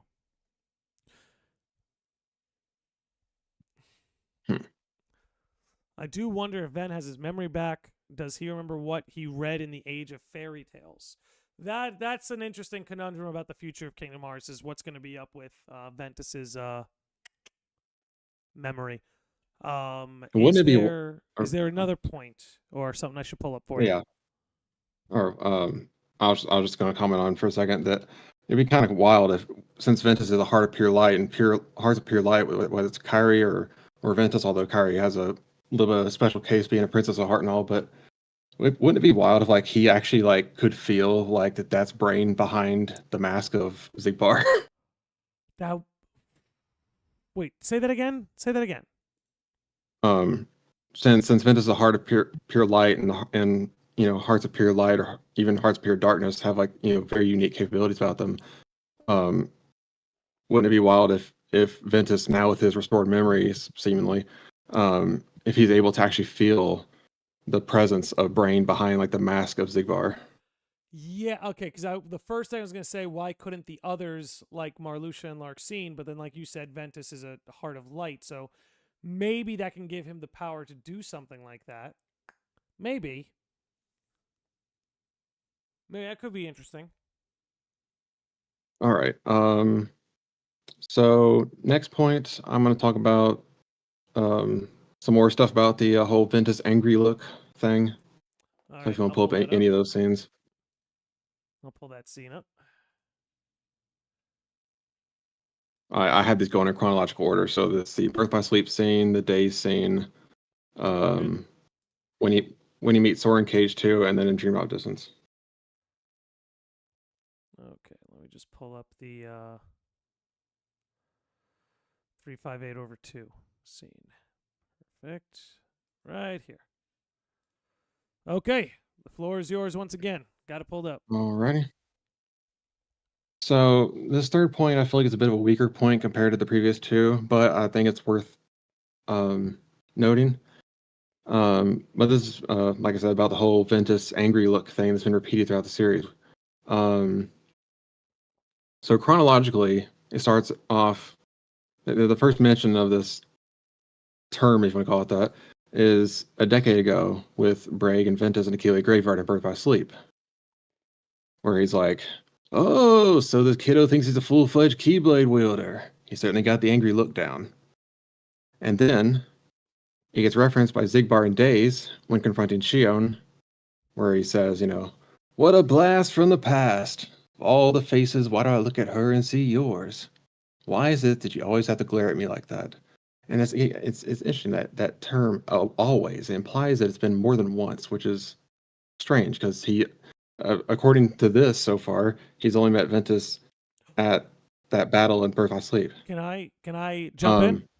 Yeah, go ahead. So I think, remember what you were saying before, that what if Ventus is able to like sense it?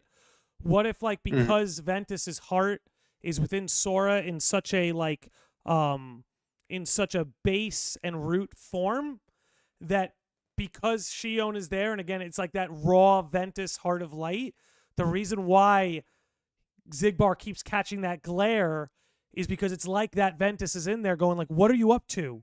What are you doing?" Oh, interesting. Yeah. If that were true, maybe there's something like that in there.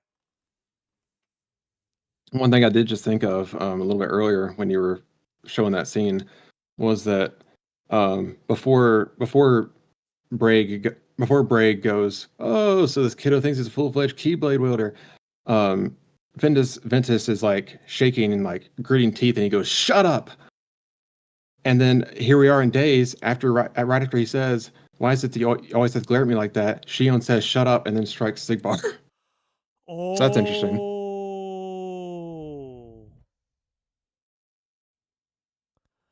Interesting. Okay. Yeah, it makes you wonder if there's that.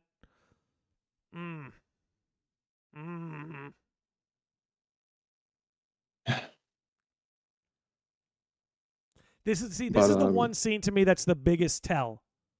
This is like the biggest tell for me because this is the one scene where I'm like, I don't know how this makes sense for Luxu. It feels like it only makes sense for Brain. Right. But I don't know. Now after that, Xigbar, when he meets Sora in Hall of Bastion after the Organization 13, reveal themselves and all that, Sora's getting like tired of Xigbar's ramblings and like the nonsensical stuff he's seemingly saying, and so Xigbar takes note of this and he says, "Ha, that's right. He used to give me that same exact look."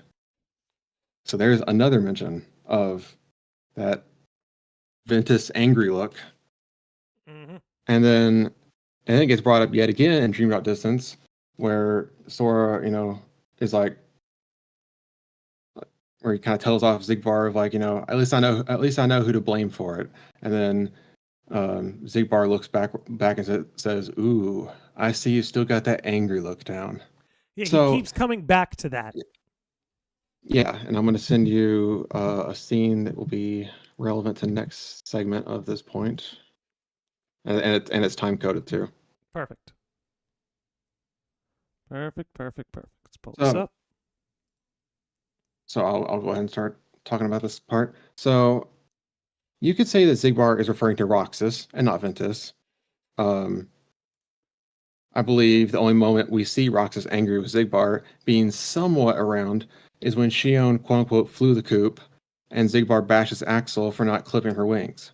But Roxas is in this scene, is just kind of confused and bewildered. And then Xigbar fairly quickly goes, I'm going back to my room, and he leaves. But that's before Roxas gets angry and starts popping off at Axel. So the scene probably wouldn't count as, a scene where he would see Roxas angry. So this all has to be in reference to Ventus. Yeah, there's no way that the angry look could be in like refer to Roxas. Roxas's angriest moments, like you said, are either in these like alone moments with Axel, or in his confrontational moments with Sora, or when he's in Data Twilight Town. It's never really around Xigbar or towards Xigbar. Like you're saying, the only way it could really make sense is if it's referring to Ventus. Right. So these must all be referring to Ventus, but it's just such a strange plot thread. Like if Ventus is basically a total stranger to Lushu, why would that look stick with Xigbar for so long? It's 10, 11 years that he, keeps referencing this look that he gives that one time in the Keyblade graveyard. Like even Aqua in that scene had a bit of an angry look towards Braig, but he doesn't comment on that, right? Right, because Aqua doesn't flash him back to his younger days. Aqua isn't a callback to the very reason he's there to begin with. You're right in that it's so isolated on Ven that it's personal. Even though he has every reason to be equally as personal with Aqua, like you're saying, who also gave him that angry look. But there's this fixation on Ven that can't be ignored. I can't give references that are off the top of my head because they would spoil the stories and series that they're from.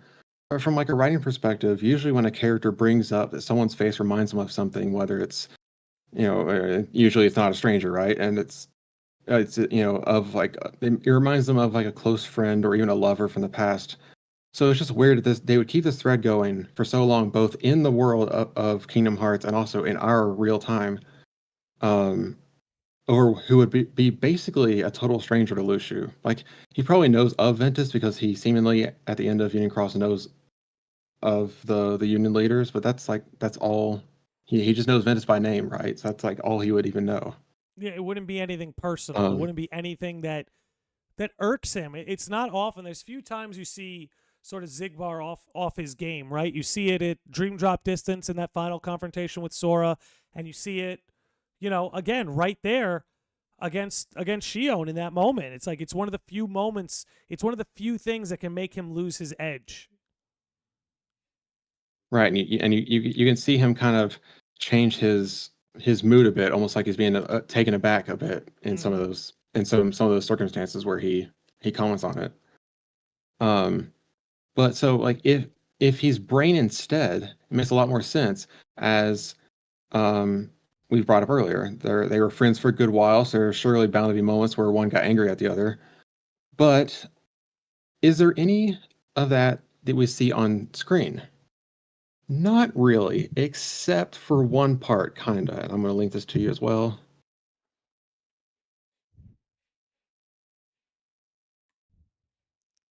Gotcha. And this is time. It's also time coded. Yep. Perfect. So in the scene where, yeah, so in the scene where the Union leaders are discussing Shift Pride, which that's what they call the in-universe explanation for the PvP mechanic in Union Cross. Ventus's eyebrows narrow in his protest against the idea of Keyblade wielders fighting each other. And Brain, nobody else, Brain looks back at Ventus and says, "Whoa, Vin, when did you grow a spine?" Now, I'm not sure if that necessarily counts as anger per se, but I suppose it's better than no evidence at all. But you know what? I think that also points to the angry look down. Like, Ventus has the angry look in this scene. You know what I mean? Like you said, his eyebrows went down. Oh, God, it was all here. 1 second. Let me pull this back a little. You're good. Because it was off screen. The chat was in the way. 1 second. You know something? Let me just do your timestamp again. Because I realize now the thing that you were trying to show was technically off screen. So let me reignite that. Okay.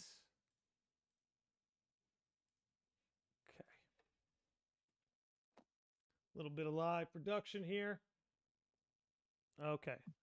Now I'll let that roll.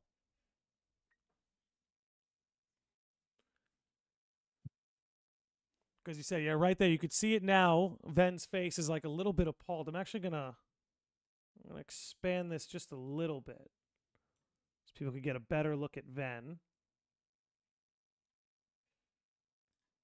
Yeah, so check this out. I'll zoom in on it.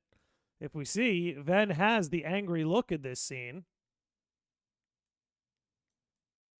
And as you're pointing out, Brain is privy to it and takes note of it. Like, when did you grow a spine? But sort of taking note of his sort of angrier, more assertive demeanor. Yeah.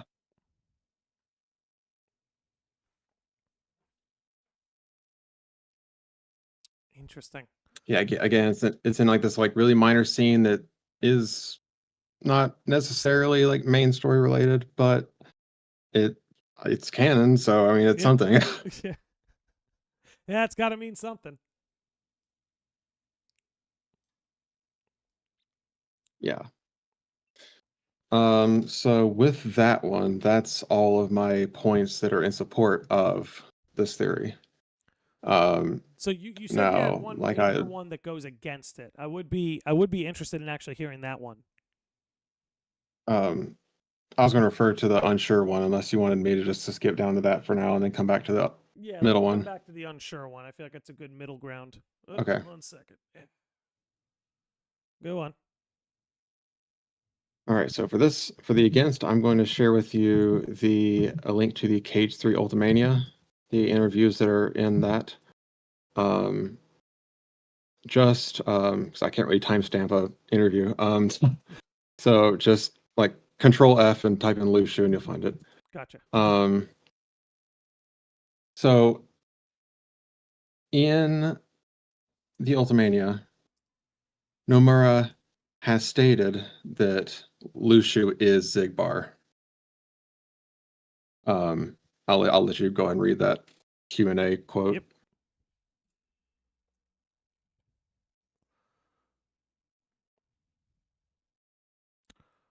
Okay, and then we'll pull that so the good people can see it. All right, and you know what? Actually, somebody did have a rebuttal to this too that I'll get into. Okay, so it says here, this is Nomura in an interview outright confirming, to a degree, yes, long ago there existed Keyblade masters called the Foretellers, who traveled through time to be brought together again. Xigbar as well is another foreteller, I'm going to turn my volume up a bit, named Lushu, who continually changed form through the ages. So, here in this interview, Nomura states that Xigbar is Lushu. But the question becomes, is he just speaking to the audience in the language they already know? And give me 1 second. I think somebody may have had a rebuttal to this when I posted this on Twitter. So give me just a second. Let's see here.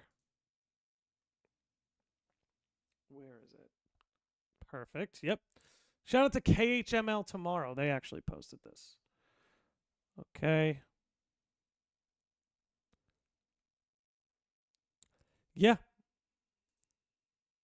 Okay, so the rebuttal given was Nomura. And by the way, shout out to Gummy Phone on Twitter. And to their credit, they were one of the first ones I heard talking about this theory. But anyway, he says Nomura answers interviews within the framework of what he wants us to believe. It would ruin his cliffhanger if he contradicts what we all saw. He wants most people to believe he's Luxu, despite there being mountains of evidence to the contrary. Now, I wouldn't exactly say mountains of evidence, but I see the overall point that he may just be answering the question that way to preserve the mystery, preserve the next twist. But Nomura acknowledging him as Luxu in an interview is certainly a point in the favor of Luxu. Yeah, that's a good point. Usually like when Nomura's hiding something and like the full picture of something in interviews, he'll say stuff like, "I'll leave it to your own interpretation. I can't answer that yet," or "Pay close attention to X." But here he's like definitively saying Xigbar is Luxu. Maybe he's sort of, I don't know if I'd say lying, but that he's covering up the truth of the scene. I don't know, but or maybe there's some kind of angle that we haven't considered yet, where both his words and our theory accelerators are both correct somehow. I mean, who knows what's transpired between Brain and Luxu over the years? They could be one person now, for all we know. For all we know, they could be one person. By the way, there's a 1 second. Oh, no, you're good. I was just going to tell my audience I have a big storm outside, so at any point, this stream could just go offline. But we're good right now. Still rolling. Okay. How we doing, chat? All right, I'm back. Okay. And before I move away from this against point, there's something about that interview that's just intriguing to me. If you can go back to that real quick. Gotcha. So there's the part where he talks about the foretellers and Lucian and all that. But go down to the quote that's right below, or the Q&A that's right below that, where it starts off saying Xigbar says. With this, my role is finished? Yeah. What exactly was his role? He was tasked by his leader, the Master of Masters, to pass down the Keyblade he gave him into the future, as well as another mission. This other mission is to be revealed. Okay. Other mission, what? Okay. God damn it. Other mission, huh? I hope you like long stories. So, what do we make of that, Lauro? I don't know.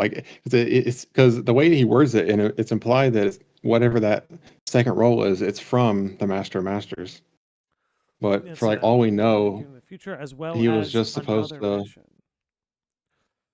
I don't know if it implies it was tasked by the Master, because the Master really only gave everybody one role.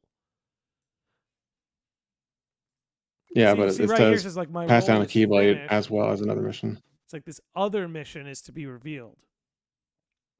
Other mission. So is the other that's where I'm like, okay, so if we go with other mission being Luxu, then his other mission was to bring the foretellers back, right? Because the Master never told him to do that.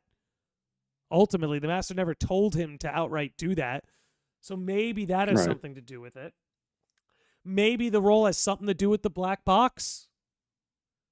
Right? In fact, going back to your... Sorry. No, go ahead.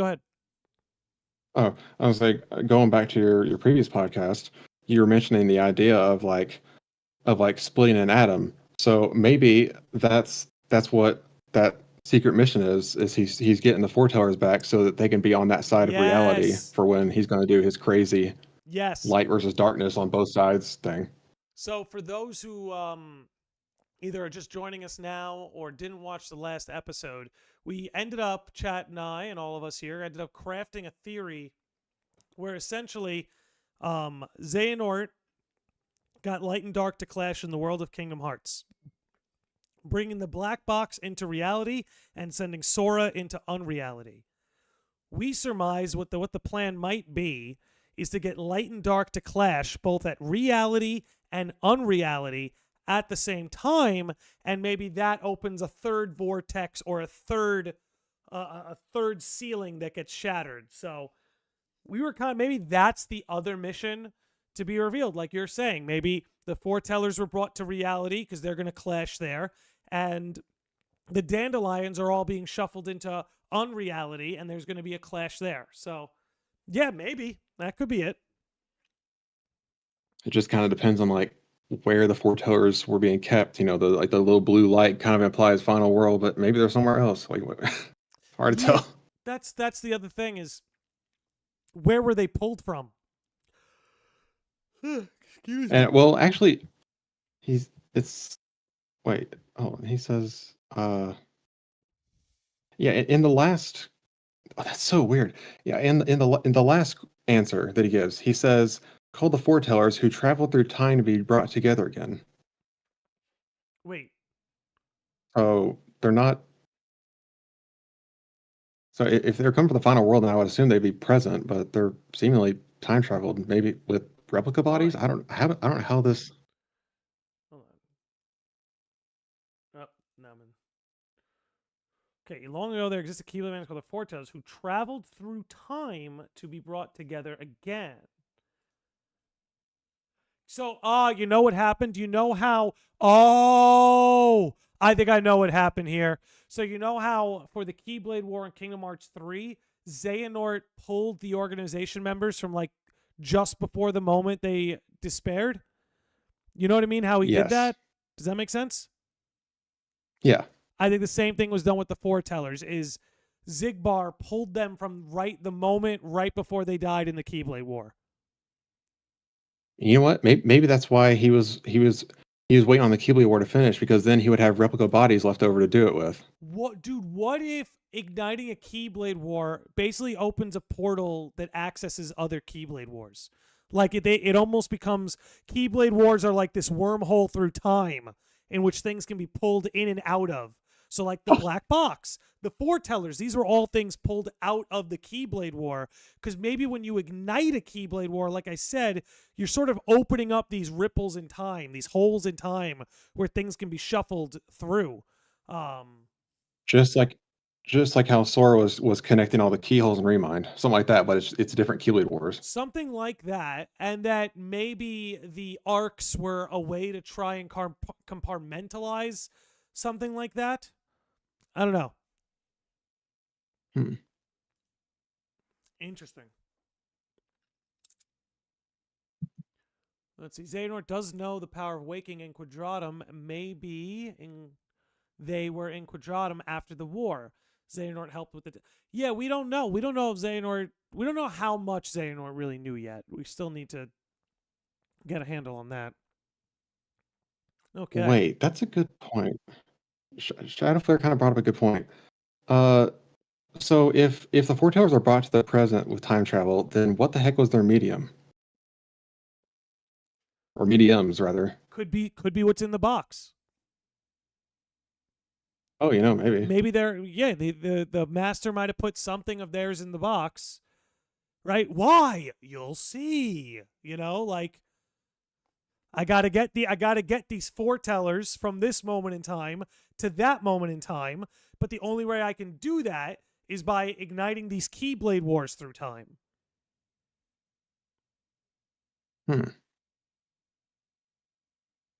See, Xehanort tried to find ways around that with the bot. Like, I feel like a lot of the Kingdom Hearts, like, villains, antagonists, they're all trying to find creative ways to travel through time. Whether it's body hopping, or the way the foretellers got pulled through, or the way the organization members got pulled through. I feel like so much of all this power is focused on shuffling things through time. Or the lifeboats as well. Yeah.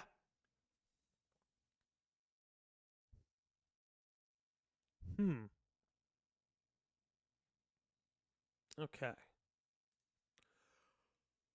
Where Lucio goes, they go. True. Mirror Limit is here. What's up, Mira? Okay. What was that sort of in between that you had? Is that what this stuff is?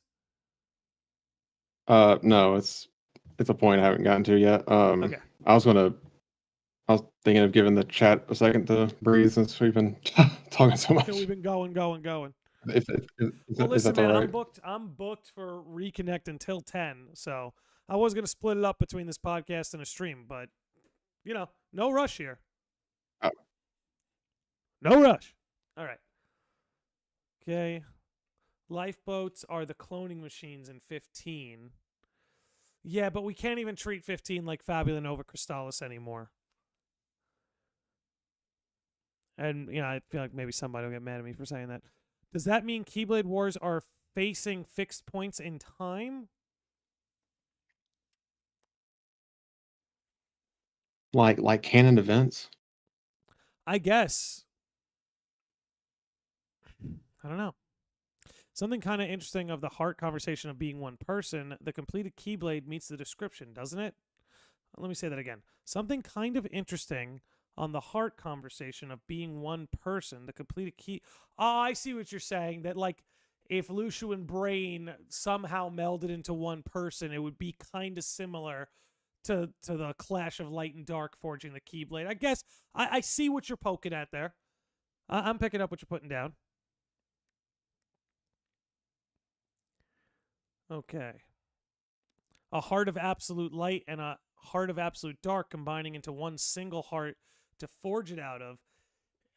In a weird that makes me think of Ven and Vanitas, honestly. Yeah, Will's word had a interesting little note, sort of about that. What is in the box in Neverland? A connection in the form of the wooden Keyblade. Vanitas destroyed it, but the connection remained.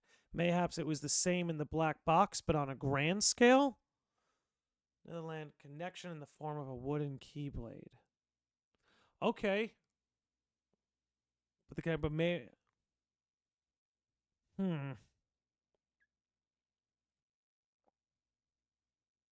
Yeah, I mean, that could work if they're trying to connect the 2 points of realities or trying to connect to a certain time in reality. But again, they're playing that very close to the chest. Okay. Let me... Alrighty.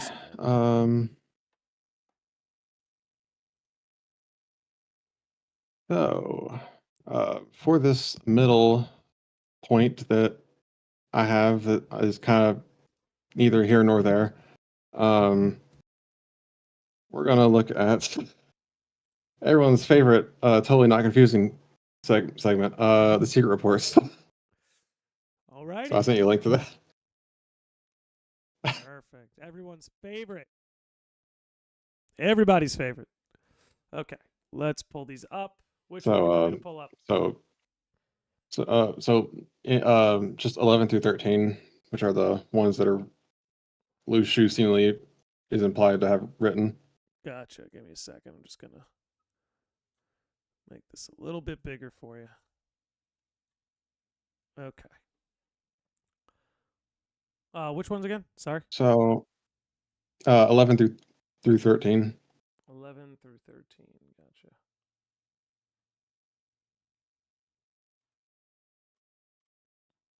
Am I bugging? Oh, there we go. Perfect. Okay, got him. Yeah, it's at the very bottom. So like whether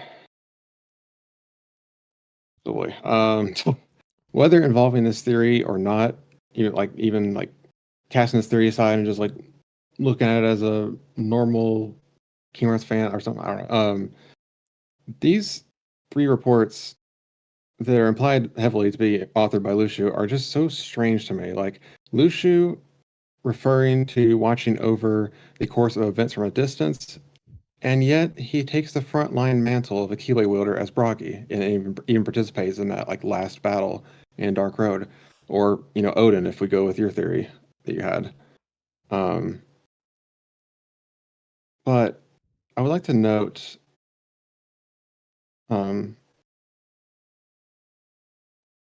he talks about pass down the Keyblade and all that. Amid the chaos, I bequeath my Keyblade to one of the Union leaders, just as a master instructed. And talking about how someone pulled a switcheroo and is involving an imposter. who's he says is a virus in the master's program. Going on to also talk about how these quote unquote children don't have the means to hop world lines. But anyways, stuff like that just wouldn't make sense if it was Brain saying that.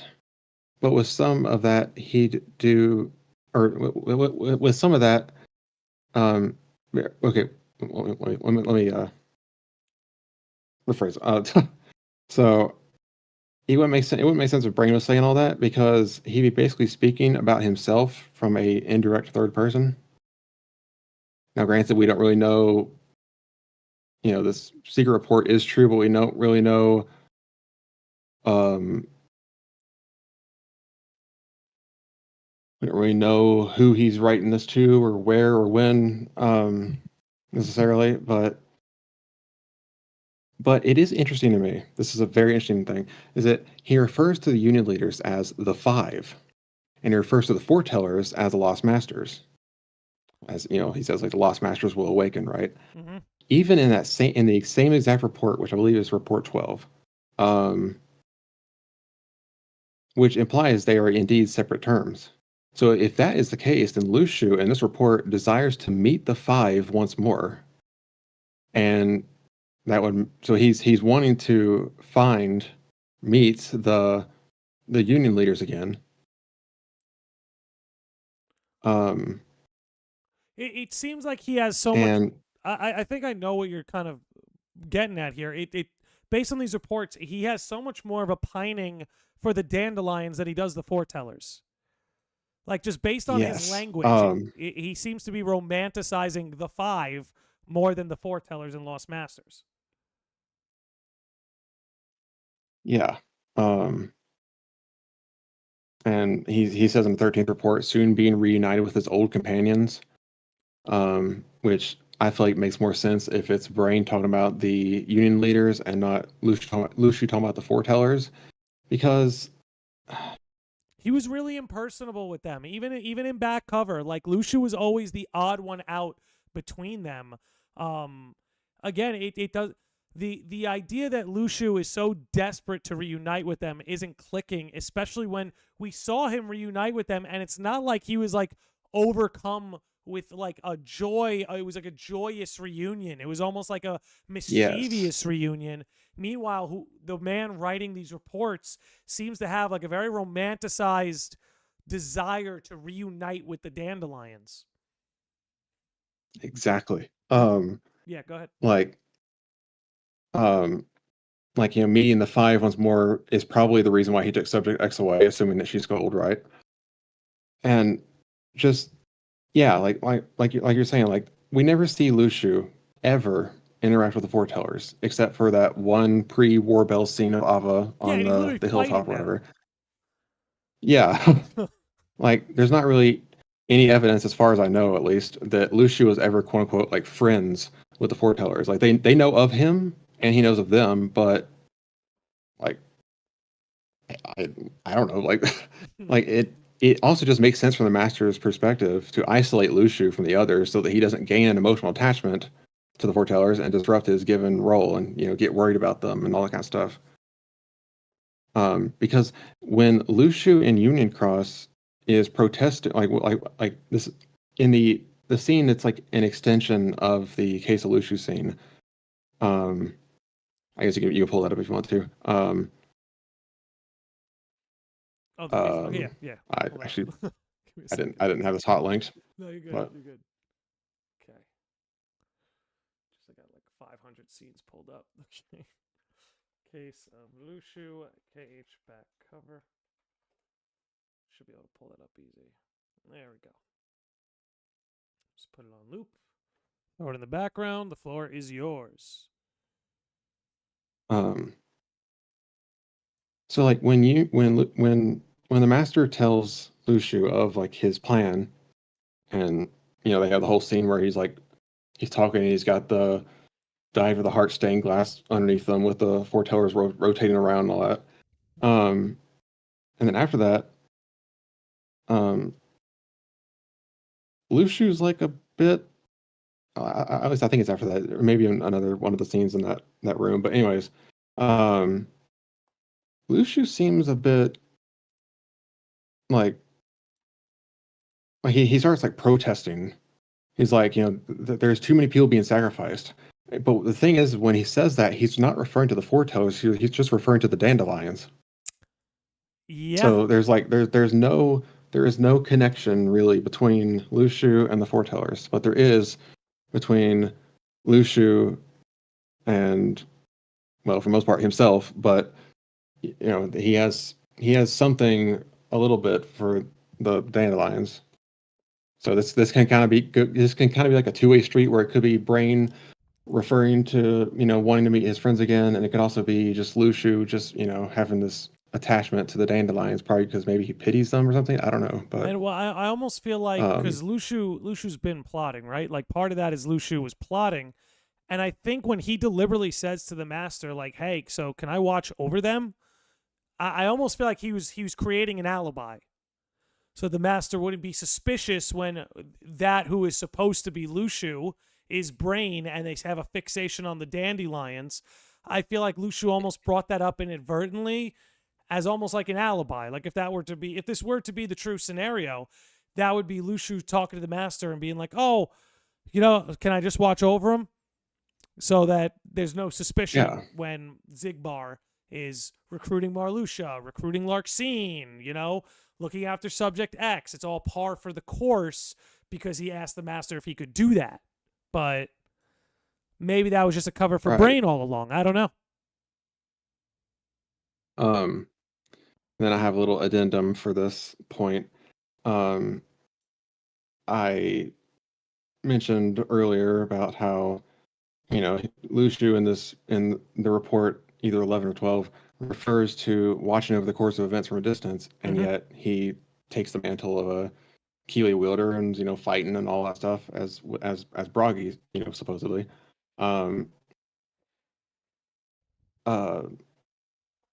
So despite Luciu saying that he has so far not intervened and kept to a distance and all, we literally see Luciu in that scene where he's like sending off the white cloaked true dandelion.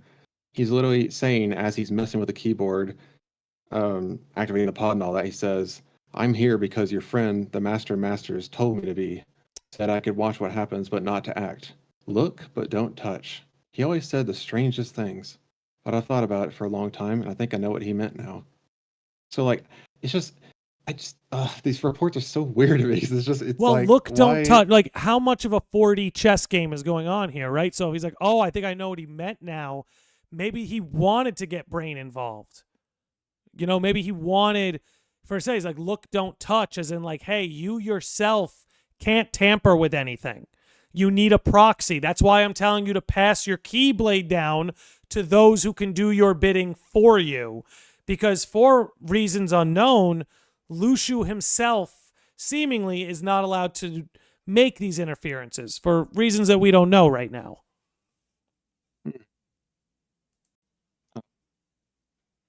Hold on. Like, you there? Like in... Oh yeah. Oh yeah.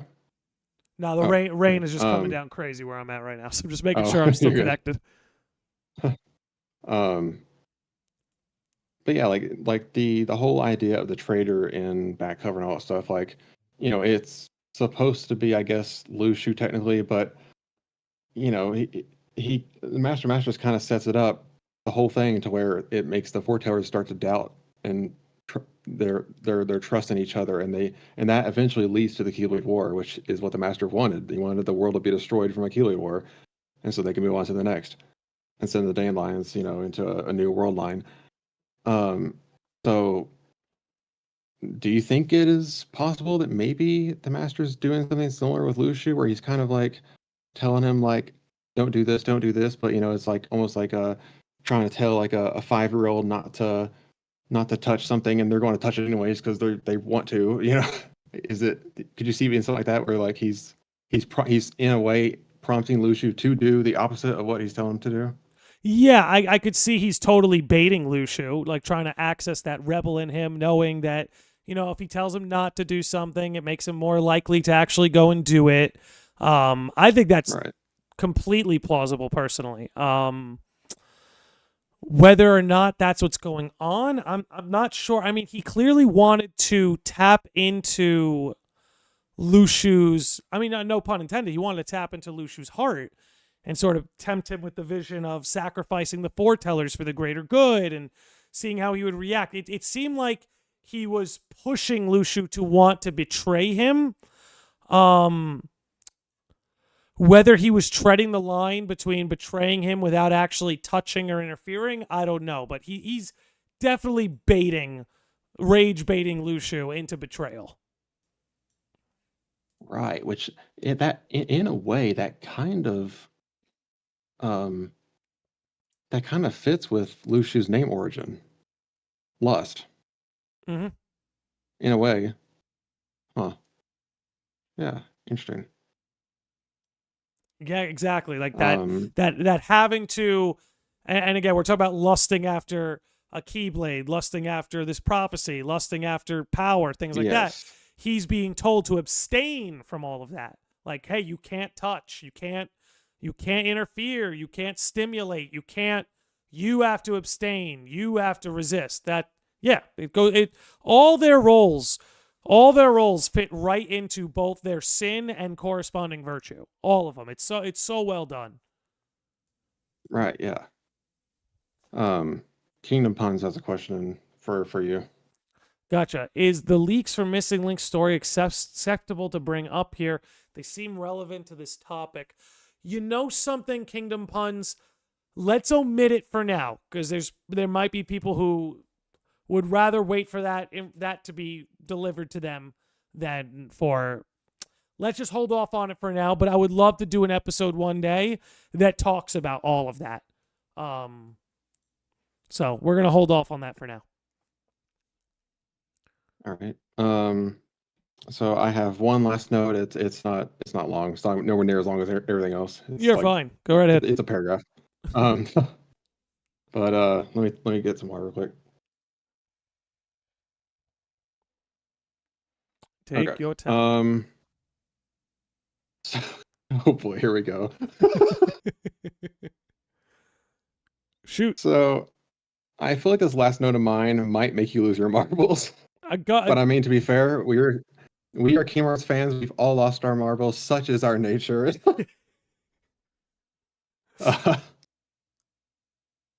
I'd like to present a new rabbit hole we haven't explored yet. And you're probably gonna know exactly where I'm going as soon as I say this next segment. But anyways, so there was a couple of years ago, something. Maybe it was somebody on Twitter that started this theory. I don't remember. But anyways, years ago, we half joked about Xigbar's hair looking like the stripes on a Chirithy's head. Oh God, here we go. Which is strangely... I'll get it pulled up. I'll get it pulled up. I know. Okay, keep going. I know where we're going.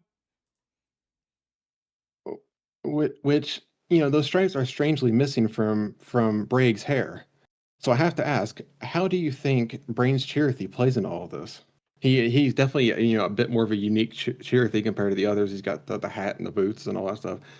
So Brain had a Chirithy. So here comes the wild one. So what if, by design, Brain's Chirithy is Xigbar?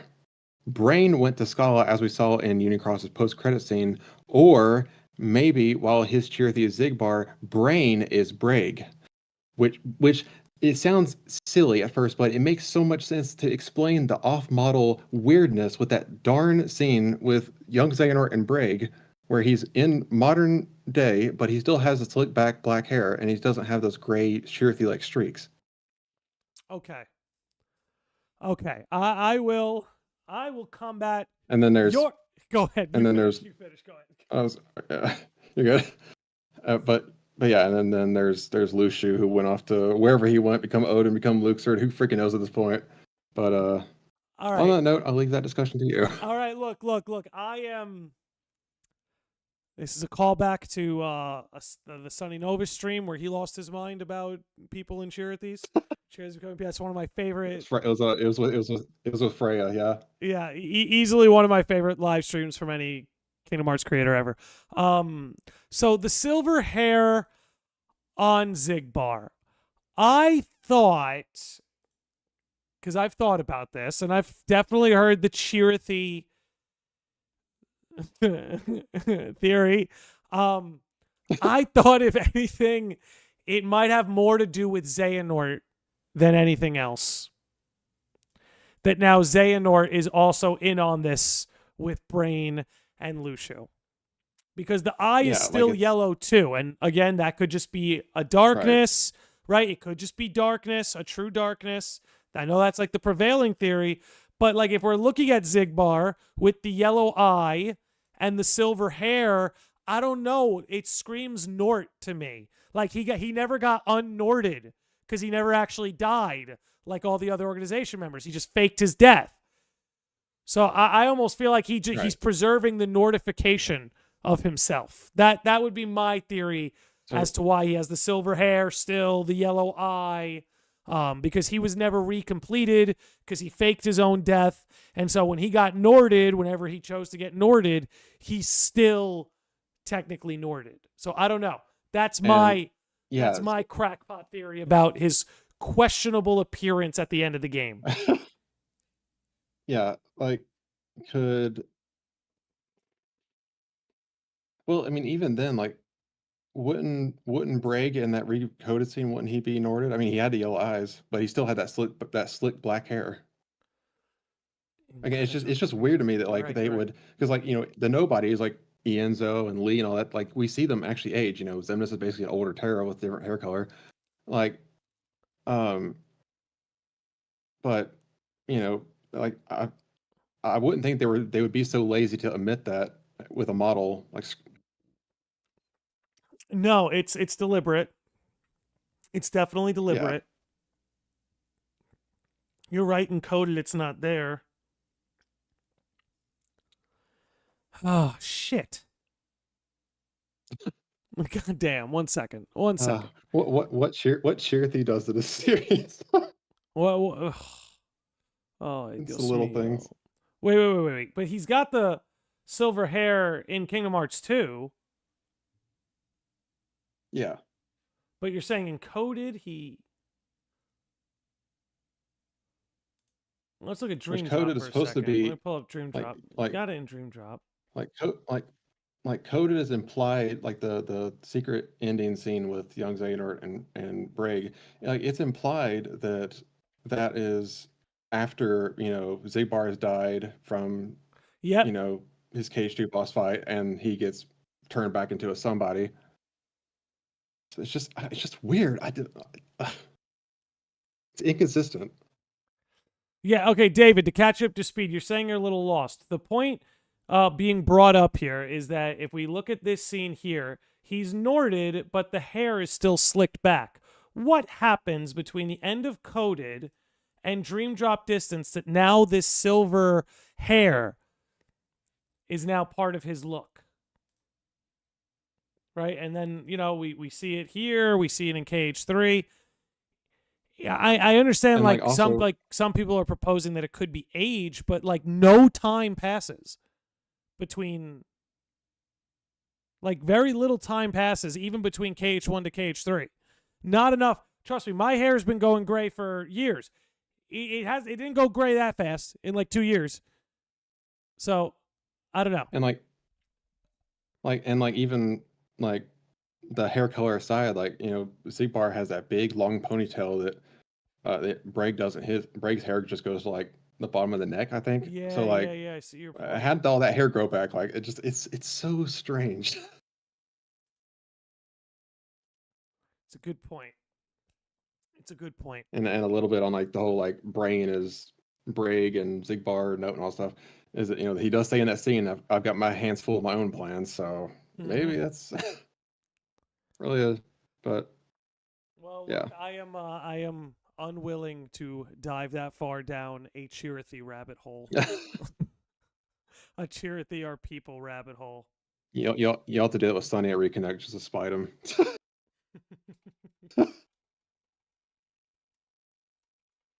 1 second.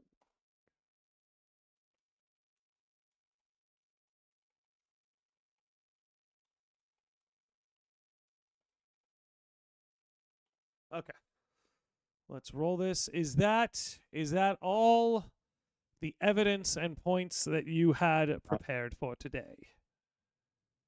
Yeah, I was just going to say one last thing on something that people are commenting in chat about, like, so Xehanort definitely, or Xigbar definitely had silver hair in Cage 2. He's had that since the beginning, really. But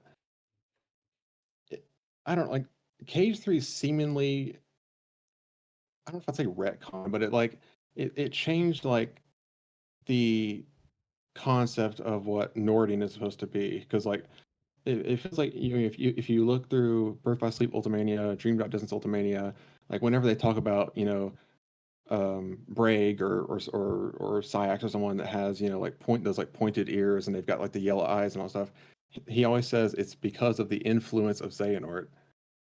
So I feel like that was originally the intention, but now that it's, you know, just apparently just darkness. Yeah, you see, that's another reason instead of why I think ultimately, and I'm going to pull it up here. That's why I think that this yellow eye, you know, again, it was deliberately shown to us. I'm already half Xehanort. Like, we were given it first appeared in Birth by Sleep right at the end. Says he's half Xehanort. We, the audience, have been told deliberately, right? We've been deliberately told that yellow eye is because of Xehanort. At no point, and again, we've since learned that if you are possessed by true darkness, you will have yellow eyes, right? So we know that much. But we've never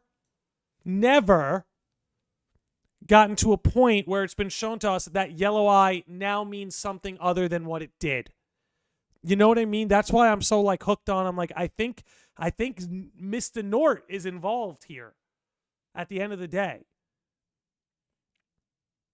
So if whether Lushu is Xigbar or Brain is Xigbar, well, what do you think would be the purpose in keeping a fragment of Xehanort's heart in him? Well, From Xehanort either didn't want side, to whether it's because Brain or Xigbar it's three or guys Lushu. who think they're too smart to be scapegoats, right? Like Brain, Lushu, Xehanort, they're all being used by the same guy, but like they're all top dogs in their own way, and they're not going to just take it. Like when you're asking like what is the purpose with Lushu, so like with Lushu and Oh, Brain, that's already pre-established. We know their transactional relationship. Xehanort simply plans for every eventuality. So he cut a deal. He wasn't just going to give Xigbar the Keyblade for nothing. It's like, oh, you want this Keyblade? You're going to carry a piece of me with you then, just in case I fail, so that I can use you in some way to remanifest, come back, influence, whatever it may be. That's why I'm still in the camp that I think this is more likely to be Xehanort than to be a true darkness. This kind of reminds me of the arm in Metal Gear Solid 2. If you know, you know. If you know, But, you know. Ooh. but I just thought that you know, young Xehanort seems, I don't know if I'd say he's like rebellious against like Master Xehanort's plan or whatever, but you know, young Xehanort seems a bit, there's something about young Xehanort. Autonomous. He almost seems autonomous from his older self. Yes. And I just remembered that, gosh, what scene is it? It's, I believe, oh, that's right. It's at the very end of Toy Box when Sora's like running at young Xehanort and he like slashes young Xehanort and young Xehanort like fades away and then the boss appears with Skyward Striker in the background and all that stuff. Dude, young Xehanort and Xigbar say, I'm sorry to interrupt, but it just hit me. Young Xehanort and Xigbar tell Sora the same thing. Find the hearts joined to yours. Yes, that's what I was going to bring up. Yeah. Find the hearts joined to yours. Yeah. Huh. God damn. God damn. Interesting. And they're the only two that ever tell him that. You know, Marluxia doesn't say that to Sora, Larxene doesn't say that to Sora, but for some reason it's just young Xehanort and Xigbar. Yeah. I'm telling you. Wonder if behind the scenes they schemed something in that recoded scene, like after or even before that scene. hard I to- can't help. I Interesting, can't yeah. help but think that's what's going on, man. They're making deals. They're all making. It's the only way they can stop the Master of Masters. All these guys And got that's to why make Xehanort deals. come back. Yeah. Oof. All right. We are coming up on time, and I think I definitely should wrap up this episode before it gets any longer. But I will ask, do you have any other rabbit holes, points? Because you're cooking, Lauro. It's like I don't want to make you stop, but I am a human being that needs to have work tomorrow. So No, you're fair. do you have anything else? Don't hold back. Don't hold back, Lauro. Promise. What do you got? No, not really. I was just I just thought the charity thing would just be a nice little bombshell to end it off with. So I don't really know. I'm glad, dude. It sent us down a good rabbit hole. Right. But, thank you for having me. Why Xehanort never gives up. He never loses. He sees himself loses. He'll find another way. Yeah, that's why I never lose. Even when Ericus won, he still believed he didn't lose. Like we'll all see it happen. We'll all see it happen. All right, Lauro, man, I'm going to let you go. Dude, thanks for putting that clip together today. I put my thoughts together better than I could have. And, dude, yeah, anytime you have like a deep dive like this mid-episode, let me know, and we'll get you on here. All right. Thank you for having me. Of course. Take care, everyone. The best mod in the game, ladies and gentlemen. Take care, dude. Okay, and with that, it is time before this storm knocks my power out that we wrap up this episode here today. This has been so much fun. It was great for Lauro to have his vocal debut. Can we give it up for Lauro, ladies and gentlemen, in the chat, for not only having his vocal debut in the lodge, but putting together that great short that we uploaded earlier today. So Lauro, absolutely killing it. Guys, this is a great episode. I hope you guys had fun on this one. I know I had a killer time. Let's give some shout-outs to Josh Z for the Super Chats, Rural Neptune for becoming a channel member, Artist Joint for the Super Chats, Josh Z, Artist Joint, and Will I Am for becoming, maintaining, and sharing their channel memberships, Robin the Derp for the follow, Catterday Knight for the follow, Jip for the raid. I'm glad you guys had fun, man. I'm glad. That's why we do this. Actually, not my vocal debut, but a major vocal debut. That's also true. That's also true. You've been in a group chat with Andy and I. I think I remember that. But yes, great episode. I hope you got. There was one podcast where I brought up the kind of stupid theory about Ava and Luciu starting a secret bloodline.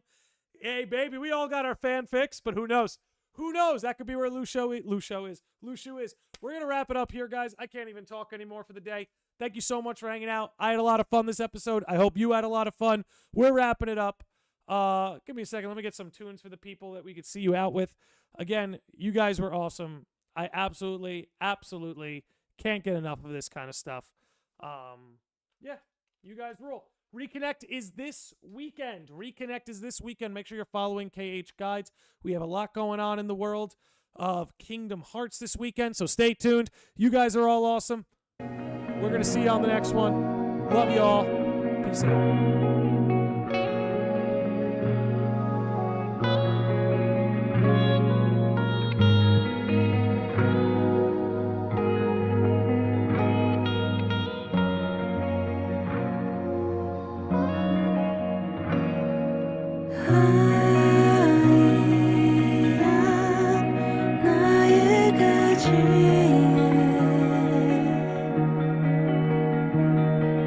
So